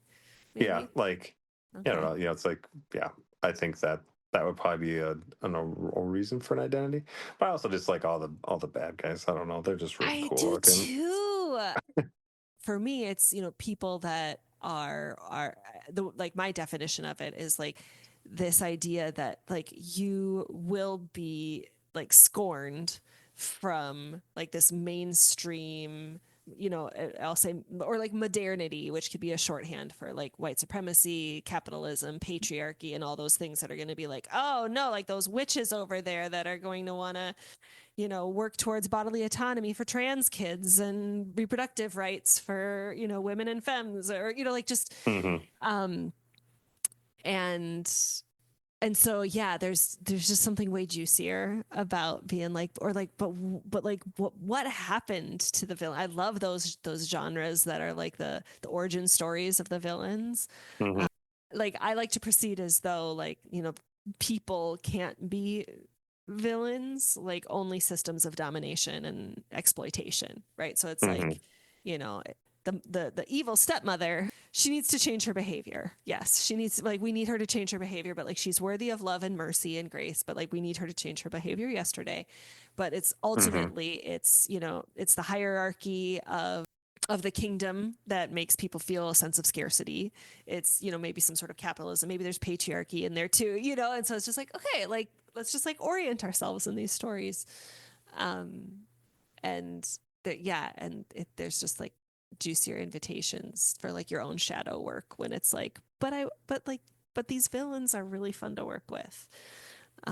So Darth Maul, maybe Hmm. one of these days I'll watch Star Wars and I'll be able to. All you have to do is just watch the episode 1, and you'll get the basics, Okay. and then Yeah. Okay. But you said nerd and you said tattooer. And I think like we can sort of wrap us up here because I think that what I really like about just like, you know, the story that I think was compelling that I remember from when you first tattooed me and you mentioned it again here is like, you know, you saw yourself from even like before your first tattoo of being like, I want this, like I want to be hmm. a person that like that there's just like this vision of like this future self that you were like reaching towards Hmm. and wanting to be seen and valued and validated in this I will say a high demand group.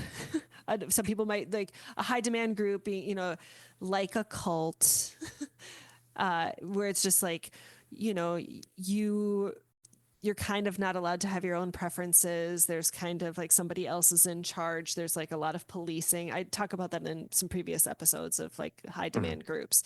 And for me, I know like the church definitely operated in that way. And it sounds to me like it was for you too. But like that, like, vision of yourself as somebody who's tatted up, that identity as, tattooing is what again to me just seems like such a beautiful like overlay of the spiritual with the creative. Mhm. Um and like you left this high demand group Mhm. that didn't want to make space for you, that like that whose moral compass felt wonky, and you're like, I'm out. It's going to be a messy road, but like I am leaving the premises. And then I've also heard you say like that you had follow-up conversations with your family of origin, and like what sounds like some tough conversations of being like, Mhm. okay, like we got to bring out Deuteronomy. Like nobody's really like enjoying themselves.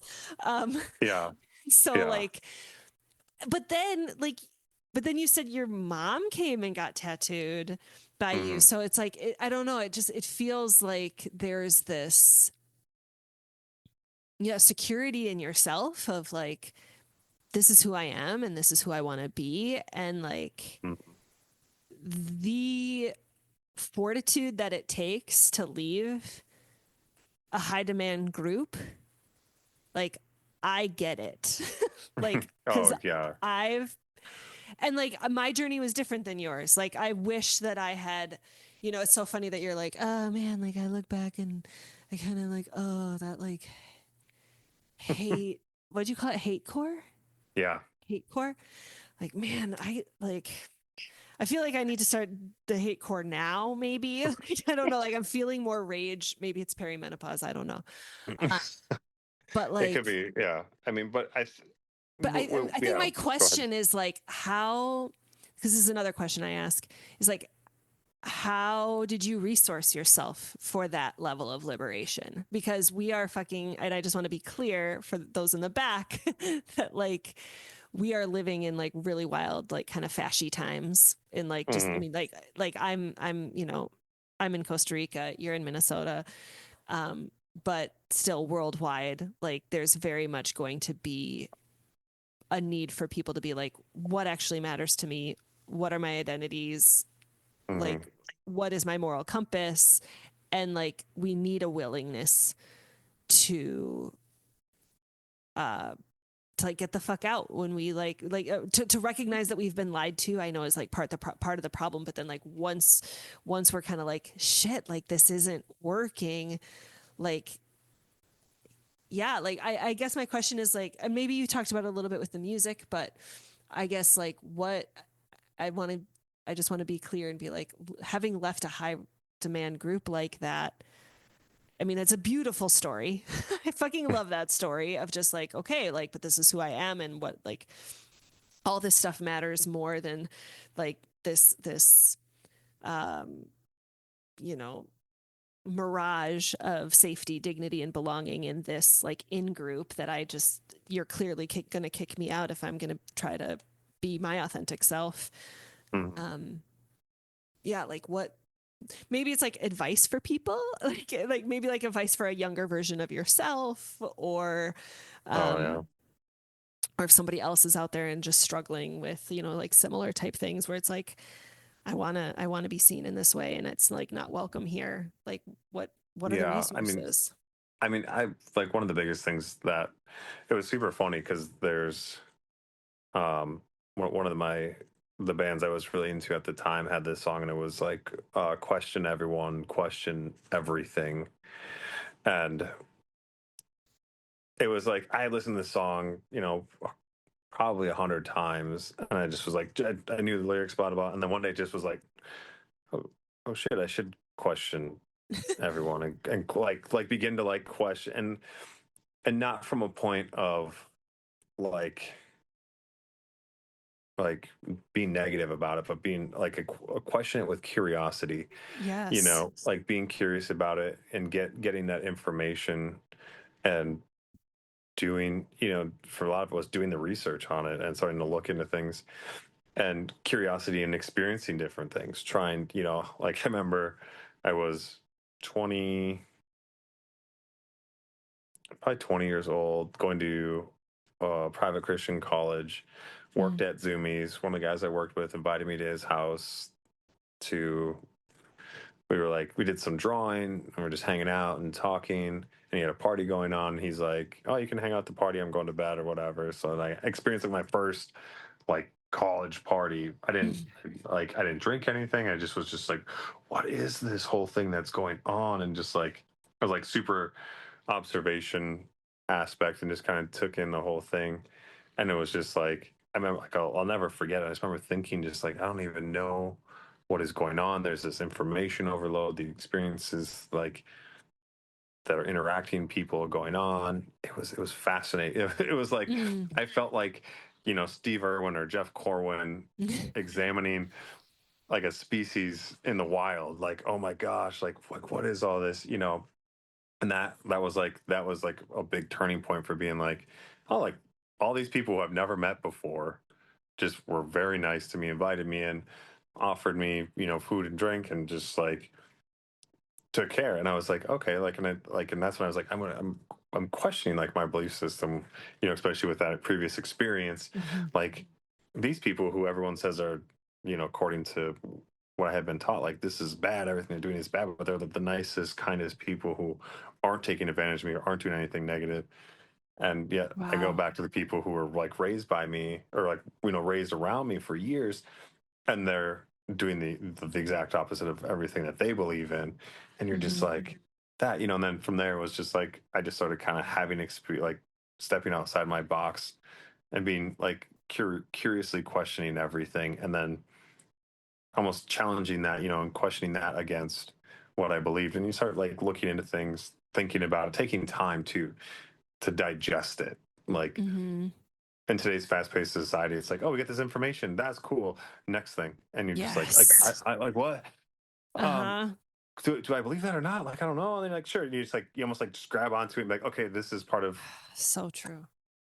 As I get older, and I find myself sitting in points of doom scrolling. Obviously, it's hard not to, but then other points of just like I've just been staring at the wall thinking about things for 2 hours, or I'm out in the woods and there's this part of me that's like, oh, take photos for social media, and the other part is just like, just sit here and be a part of Yes. it for, and it's like when you're a part of it, you're breathing it in, and you're like resonating with it, and then like kind of back to way back, it's just like that spirituality aspect happens. And I don't know how many times I've done stuff like that, and you've been stressing over something for weeks or months, like a decision that you should probably make. Excuse me. But then all of a sudden you're just like, doesn't even matter. It doesn't fucking matter. Like a lot of times, like I think about, oh, if I woke up and died tomorrow, like would I be happy with where my time was spent? You know, and obviously that there's within that, it's like, oh, you have to do so many things to survive in today's society, right? But Yeah.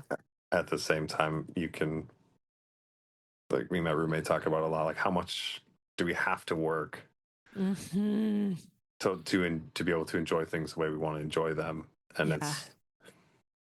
it's hard. It's different. It's things to just sit and chill out on, and that's why I enjoy doing things like Legos and playing Magic and D&D, because it's, we can do it all with cell phones or without, but like we're not sitting there on our phones. We're interacting as groups. We're having these fun conversations. We're creating fantasy worlds, or I'm sitting there building, like with Legos, it's my favorite because I just get sucked into this. I'm thinking about putting this piece to that piece, putting it together to create this magnificent thing. And I'm like, oh, I did this. Oh, it's been 4 hours. Like, I should probably go to bed now, like, but Yeah. like it, what mattered outside of that moment, like in the grand scheme of things, not really anything else. Mm-hmm. I mean, if something called with an emergency, I would respond, but it's just like Yeah. we stress over these pointless things. It's like I challenge everyone to just go and buy like a 2,000 piece Lego set and just sit and build it. Yeah. Because it's fun. Your brain just goes. Your brain loves that stuff. It's hitting so many facets, so many neuron connections. Yeah. Yeah. No, and like again, it's kind of like a yeah, like a meditative or transient Hmm. like yeah, Yes. Yeah. that seems to be a theme that we just kind of keep touching on. So I'll just kind of to wrap up, I'll just reiterate. I started taking a list because I mean, I asked you a pretty open, like a pretty big question, right? Like, how do we Hmm. protect ourselves from being complicit in fascism? Like Yeah. that's a big leap. Or how do we resource ourselves to get out?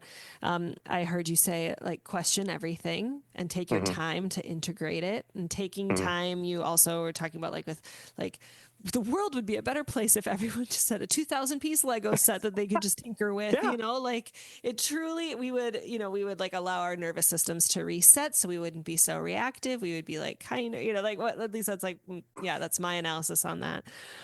Surround yourself with new people. If the people that you're with would not accept you for who you are, like Yes. try to find new people. And also, that's so much, easier said than done for some folks. Like, so, we Oh, hold that, it is. with compassion. Well, and um, that's yeah. Yep. Keep going. I'll let you finish. time in nature. 100%. That continues That's to be a theme I hear from you. if I Um, could build Legos in nature, I would, but I would lose pieces. That's yeah, yeah, that's true. So that would, but like that is your version of heaven, though, is what it sounds like. yep. Hmm. Um, Contemplating your death, like a memento mori, like a death practice of just like bringing, Oh like, yeah. okay, like, but if I died tomorrow, is this really a problem? Yeah. Giving you perspective. And then yeah, like finding community to create fantasy worlds like D&D and just like playing games and magic. Hmm. And I just think that like, yeah, all that stuff feels feels spiritual, feels creative, feels witchy, feels whatever that word is. And yeah, I'm just glad that you have like evolved into the person that you are. I'm recognizing that like when I first walked into the tattoo studio, it was funny. I was doing the whole like, oh, everybody's gonna like judge me that like I don't have a single tattoo, and yet I'm like, okay, and I'm asking for 5. He's gonna like roll his eyes at me, and then it's like, oh no, like he's just like, oh, okay, cool. And then it's like, okay, and then I'm thinking about this and this and this, and like I'm really particular, and then it was like, okay, at some point he's gonna be annoyed, and it's like, oh, go figure that like this person like wants to like isn't inherently going to be annoyed, and maybe it is like some of that like tattoo, like I'm projecting that like you're going to judge me, but really there's like oh, I don't know, these people are like really tatted up and I don't have like I'm not yet a part of this club, like Hmm. how it's that same kind of like, oh, like I'm not in the in group, because Yeah. that's what it is to fucking heal from these high demand groups, is like, oop, here's a group and I'm not sure that I'm in it, and then it's like you're actually there and people are just like pretty normal, and now like people could look at me and think I'm a pretty tatted up person, and like, there's some days that I don't even really contemplate my tattoos, like, or like I don't Oh think yeah. of myself as like, oh, I'm this like, like it isn't my identity, because it isn't, like my creative or spiritual work in the world in the way that it is, that it feels like it is for you. And I keep pushing Mhm. that on you, I realize, um Yeah. but No, yeah, I think glad you yeah. made it. Yeah. It's funny like thinking about these things and kind of I shouldn't say funny like haha funny. It's just like a curious happiness of a point of joy, like reiterating, like revisiting a lot of the thoughts, the contemplative stuff. Um, I appreciate it. I was Oh, like you're welcome. super. I was like, I've never done this stuff before. I don't. I guess I'm like, oh man, what's it going to be about? Like, what are we going to talk about? I Oh, don't the even know. podcast? Yeah, I was like I wasn't freaking out. I was just like, honestly, I'm glad that I was exhausted because it's Oh, just like 'cause I'm drained from work or whatever. But then it's like, okay, I can just kind of not autopilot, but just let it be. Like I don't have to like I've got all my anxieties and stuff out of the way. So yeah, yeah. Didn't need you to perform in any particular way. And this is what it was. yeah, And super chill, laid back. Interesting questions. oh, well, thank you for sharing. No, and I'm glad. Thank you for, yeah, the authenticity of just like, I mean, I can make a little bit more space. What was it like to receive my, I don't even remember what I said in my message to you. And I was like, so like, gave me some tattoos like a year and a half ago, and I want to have you on my podcast. I do think it's very brave to say yes. So thank you for being brave and saying yes. But if there's anything more you wanted to say, I can make some space No, to. it was at first it was like because my initial instinct is nope, I'm at home. Like this is like Same. just shell up. Like I don't want to talk to anybody. When he first sent it, and I read it, and I was like, and I think I was kind of busy at that time, and I was like I don't know, like we'll see how it goes, like playing it Mm-hmm. by ear. And then like I read through like the whole message, and I was just kind of like, oh, like this could be really interesting. And I was like, yeah. And then like it's that whole like my social anxiety thing kicked in Mm. last week when Mm. it was like you don't like bro like yeah I get this like sometimes when it's like oh like I make plans to go do something and then it's like the day of you're like I don't want to do this, I don't want to go out, I don't Oh, like I and know the feeling. Yeah. Mm-hmm. and I had that like last week and it was like no like this is like you made a conscious decision, you thought about it enough where you said yes and agreed to this is something that you're going to do. And I was like okay. Yeah, and I did it, and then I got home, and I was like, oh, like trying to get everything. Sorry, it took me so long because I was No worries. ran late with appointment stuff, and then got home and was figuring out some home stuff. Obviously, Mm-hmm. life happens, right? And then Mm-hmm. you're like, I was like, oh crap! And I was like, looked at the time, I was like, oh my gosh! And I got on. I was like, I hope it's not done and over, and I missed. But so yeah, no, I enjoyed it. I'm like, it made me honestly halfway through. I was like, I could do this more. Like, this I isn't could so talk to bad. people. Yeah, like, and there's like at the shop, like when you're talking to clients, and I was thinking about like everyone is on their own journey, and you were saying like we're kind of this like I forget the term you used, but when you said it, it made me think of the ferryman across River Styx because like Oh, like standing at the threshold. yeah, like when you, like that. That's I don't know why it makes me think of that, but it's like that's kind of like I mean in a lot of things that's very much like what it is this like for people there there's more emotions to like them getting their tattoo Mm-hmm. than just like the anxiety and the, oh like this tattoo and that it's like it's about their journey, their life, their experiences, their emotions, like what the tattoo's for, and also this permanent marker, or well, permanent Yeah. as in You said as pretty permanent. You said pretty. You're like a PPP. You called it pretty permanent pictures. yeah, yeah, like so it's like for that, like, and for me, like it's much more like yeah, it's tattoo. It's yeah, for them, for a lot of people, like yourself, probably, it's like no, this is a much, it's a big step, Mm. and it's like up and like my client tonight who I was tattooing, she's got a bunch of stuff. She got her kids' names, and then she Mm. got this like mama bear tattoo, Yeah. and we finished everything, and like she was so nervous about getting the tattoo, and then she got tattooed, was totally fine. It was like oh man, just super tough. Like sat like a rock, was awesome, and then she got then we did the names of her kids, and then she was like I'm not gonna cry, but like this is like huge for me because it's a huge representation of my journey into motherhood and through motherhood, you know. Yeah.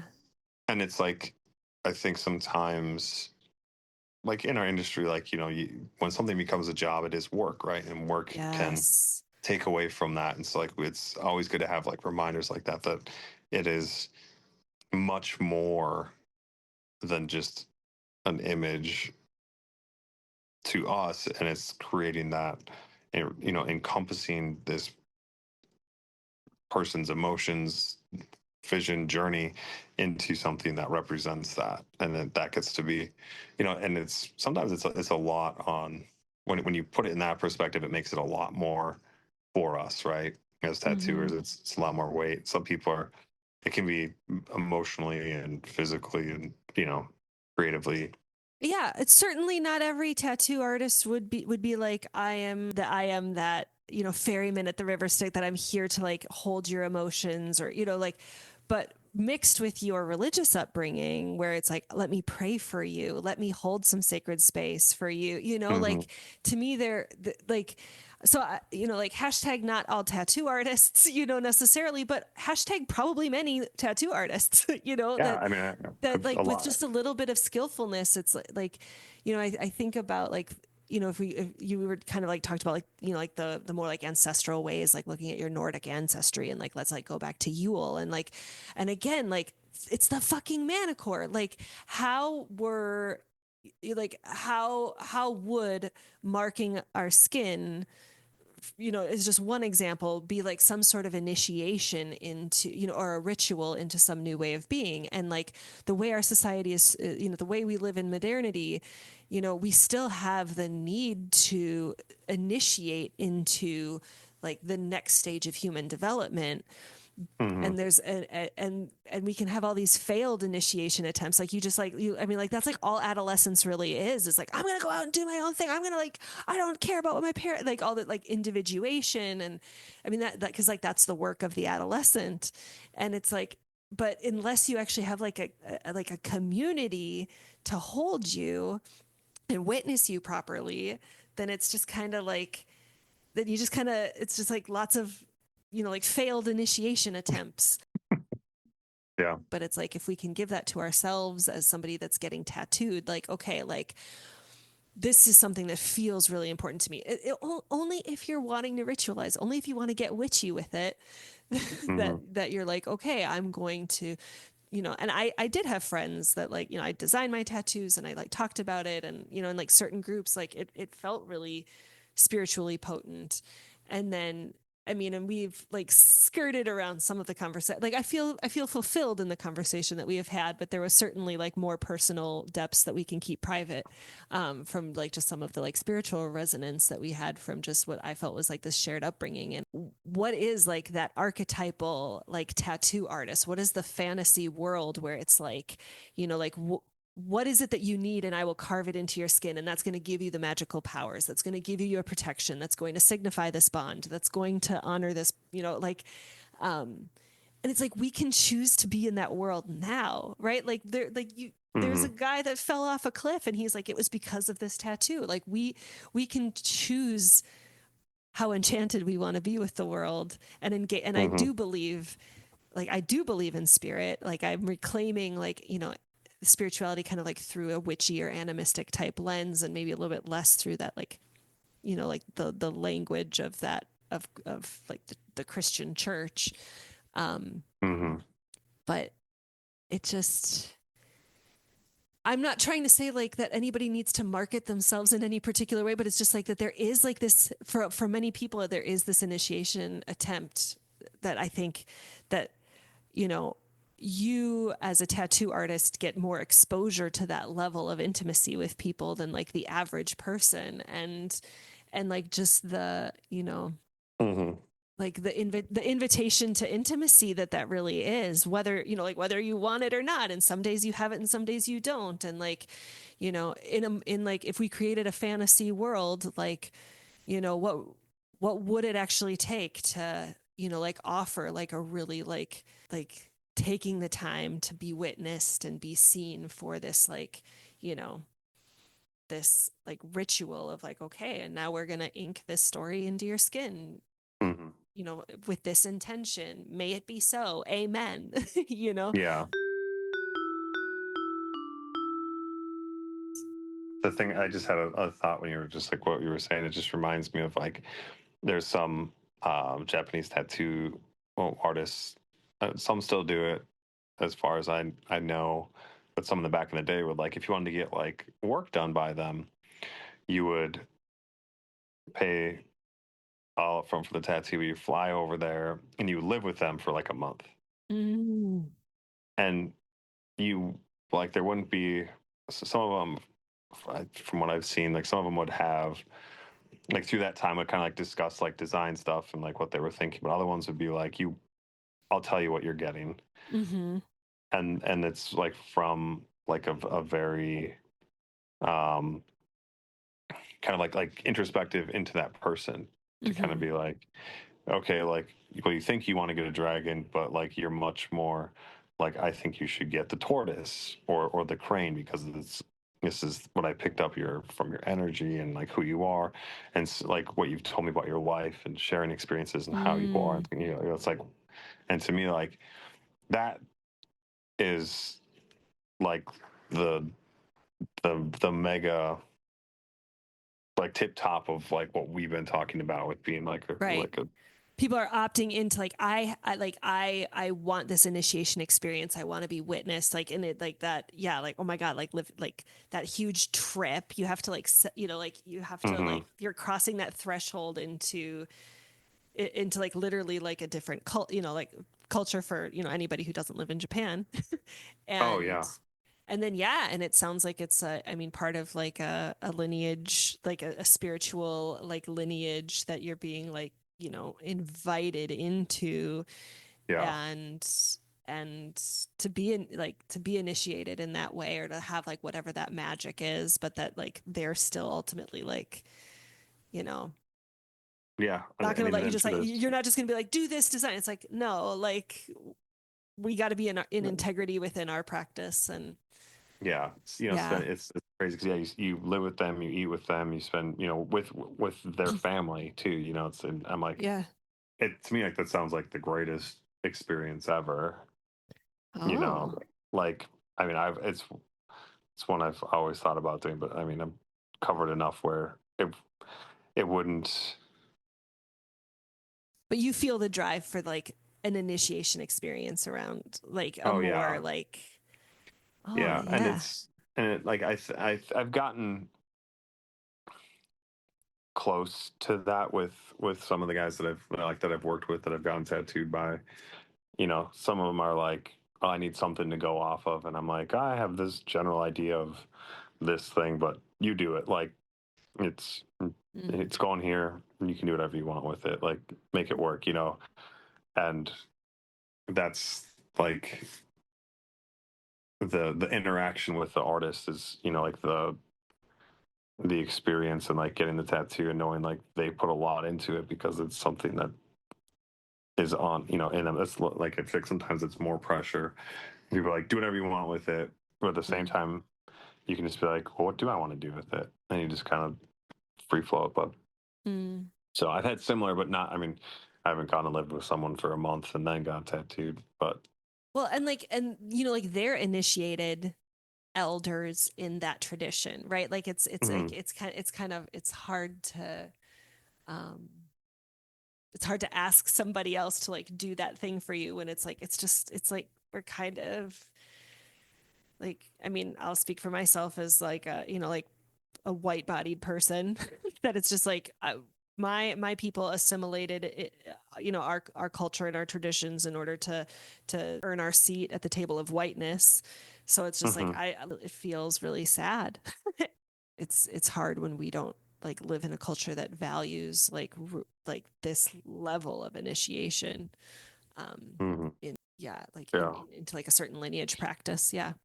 I was going to say too, like the you were talking about the intimacy of it, and it is a very intimate act of like, exchanging my skill set, my abilities, in form of art onto your body, but like there's the physical act of tattooing, right? You have to make contact and do that, and that can be, and it's painful, it's Mm-hmm. exhausting, and you're having someone there to that's depending upon like the interaction, it's supportive. It can be funny, like you can do it like you're doing great. Like all the times it can be, creating a sense of like, I think a lot of people enjoy like a sense of humor to kind of boost their Mm. morale when they're getting fatigued, creating that and understanding that environment. And like within that, I feel I try to create much more of a place of honesty within that. Like, Mm. and one of the guys that I get tattooed by, who I worked with, he was like, he said at one time, he's like, don't kill yourself trying to get super tattooed. Like, it hurts. I mean, it was Mm-hmm. when I was getting my head done, which was the Mm. worst. And but he would just be like, he's like, it's okay to tap out, like when I like go as long as you can, but if you Mm-hmm. can't, if you're dying, he's like, I'd rather have you not be in excruciating pain and want to come back than try to Mm-hmm. like muscle, like be the tough guy through and then just not come back for like 6 months, Right. Yeah. And I think that with that, but that, so I try to like incorporate that into more when when I'm tattooing, is like, hey, like how you doing? Like checking in, making sure everyone's okay. Like let's take a break, let's get some breathing, let's get Mm-hmm. some food. You know, having that's a safe space, a comfortable space. And sometimes there's lots of reasons why people could be uncomfortable in these situations, Mm-hmm. and I think that intimacy aspect is like it's a lot of the clientele don't have that like understanding like how much trust is involved until it's happening, and you're there, you're um, getting this done, you're dealing with pain, and like you're not like anything that you think you would be thinking about, but you're not. You're trying to like zone Mm-hmm. out and like be spaced out, or you're Mm-hmm. chill and you're just talking the whole time. But when you create like a professional, comfortable environment, and it's like an exchange, it's an exchange of skill and art, and then receiving art and like transformation. Mm-hmm. So, Yeah. Thank you so much for chatting yeah. with me. It went way later than I was expecting, but Oh yeah. so Sorry. no, no, no. Like I mean, we started the call and you were like, I'm feeling tired, and I'm like, well, let's just press record and just see what happens. And here we are, like, yeah, over 2 hours later. So, Yeah. um, yeah, thank you so much, and Oh, it's my pleasure. Yeah. yeah, it was great revisiting this with you. And what I really love about Dusty's story is that it is this interchange through this act of bodily autonomy and self adornment to create this outer change. And then eventually a collective change of being that caretaker for others by being a tattoo artist himself. So I know that at the end of every podcast, I try to share that Rev Angel quote where she says, "Love and justice are not two. Without inner change, there can be no outer change. And without collective change, no change matters." It is such a familiar story that we can see in the fiction world, and also even in reality shows like Queer Eye or RuPaul's Drag Race. It's this idea of transforming ourselves, transforming that outer to match that inside change, and really trying to cultivate a sense of community among it all. And if I were just reading this story totally separate from any relationship or conversation that I had, and I applied my stoner story, which lends to it, and I would look at the moment and locate myself in the moment that I'm in, I can see this story playing out on a larger stage of this rising fascism, with how extremist right-wing Christian nationalists are wanting to make drag expression illegal. They're seeking to deprive trans kids of gender-affirming care. And so I think if this podcast were a prayer, if this episode were a spell, what might it be? And I think it is, may trans folks everywhere be their most creative, wild, and liberated selves, so that we can all embody our most liberated, wild, and creative self. And so it is. Amen.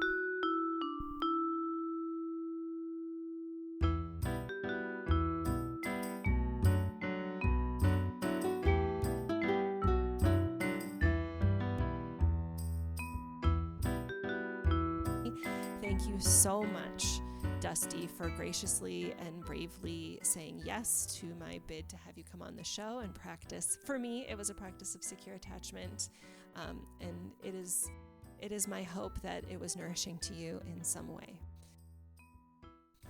As always, I invite you to check out the show notes for any links to relevant works, books, Substacks, and things.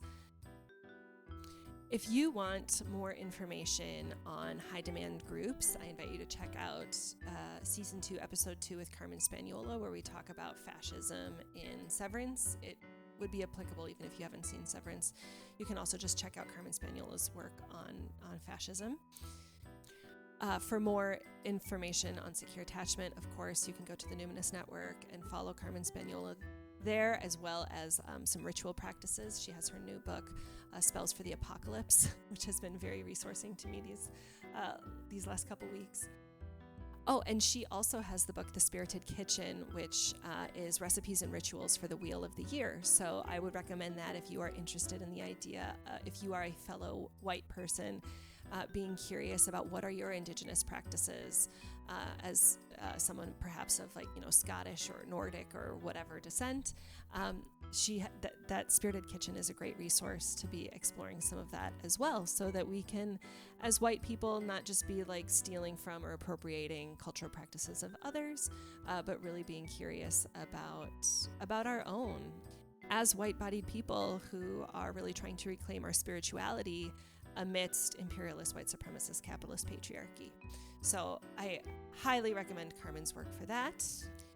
If you are interested to learn more about leaving high demand groups, the high demand group specifically of in evangelical or fundamentalist Christianity, I invite you to check out the book Heretic by Gina Cadlick, as well as Tia Leving's work. I will have links to those in the show notes as well. And I also mentioned at one point Octavia Butler and Parable of the Sower. I will link to that novel in the show notes as well as the Emerald podcast. Thanks to all of those people for their work that definitely contributed to spicing up this conversation for me. Oh, and I tried to find an article about the Dusty mentioned Japanese tattooing. After some Google research, I was not able to find what it was that he was talking about, and he was going to look into it, and I haven't, at the time that I'm editing this, I haven't heard back from him. So, again, I left it into the podcast because it felt like it was really important to the larger conversation that we were having. And of course, recognizing that there are other ways that we can practice a similar level of being held and cared for, that we can be really curious about, what's within our own lineage practices, or what would it take to really honor any practice that we might be invited into that's from a cultural lineage that's different from our own. And I will also link to, of course, Sophie Strand's work that I mentioned in this show, The Flowering Wand, which is rewilding the sacred masculine, which has been really pivotal for just how I view that Jesus archetype, as well as her novel, The Madonna Secret, which is the one with the romance of Yeshua and Mary Magdalene. I highly recommend both of those. Thank you so much for listening. As always, you can email me at stonerstorywitch@gmail.com to let me know what resonated with you, what came up for you, what did you like, what are you curious about, what are the little breadcrumbs that are showing up for you. I always like hearing from people. I want to thank Matt Schubbe for the podcast art, my husband Kevin Carlo for all his help in the creation of the theme song for the podcast, and Anais Mitchell and John Williams for their inspiration of Hedwig's theme and Hadestown. And before I sign off, I would like to leave you with a quote from another one of my teachers, Rev. Angel Kyoto Williams, who says, "Love and justice are not two. Without inner change, there can be no outer change. And without collective change, no change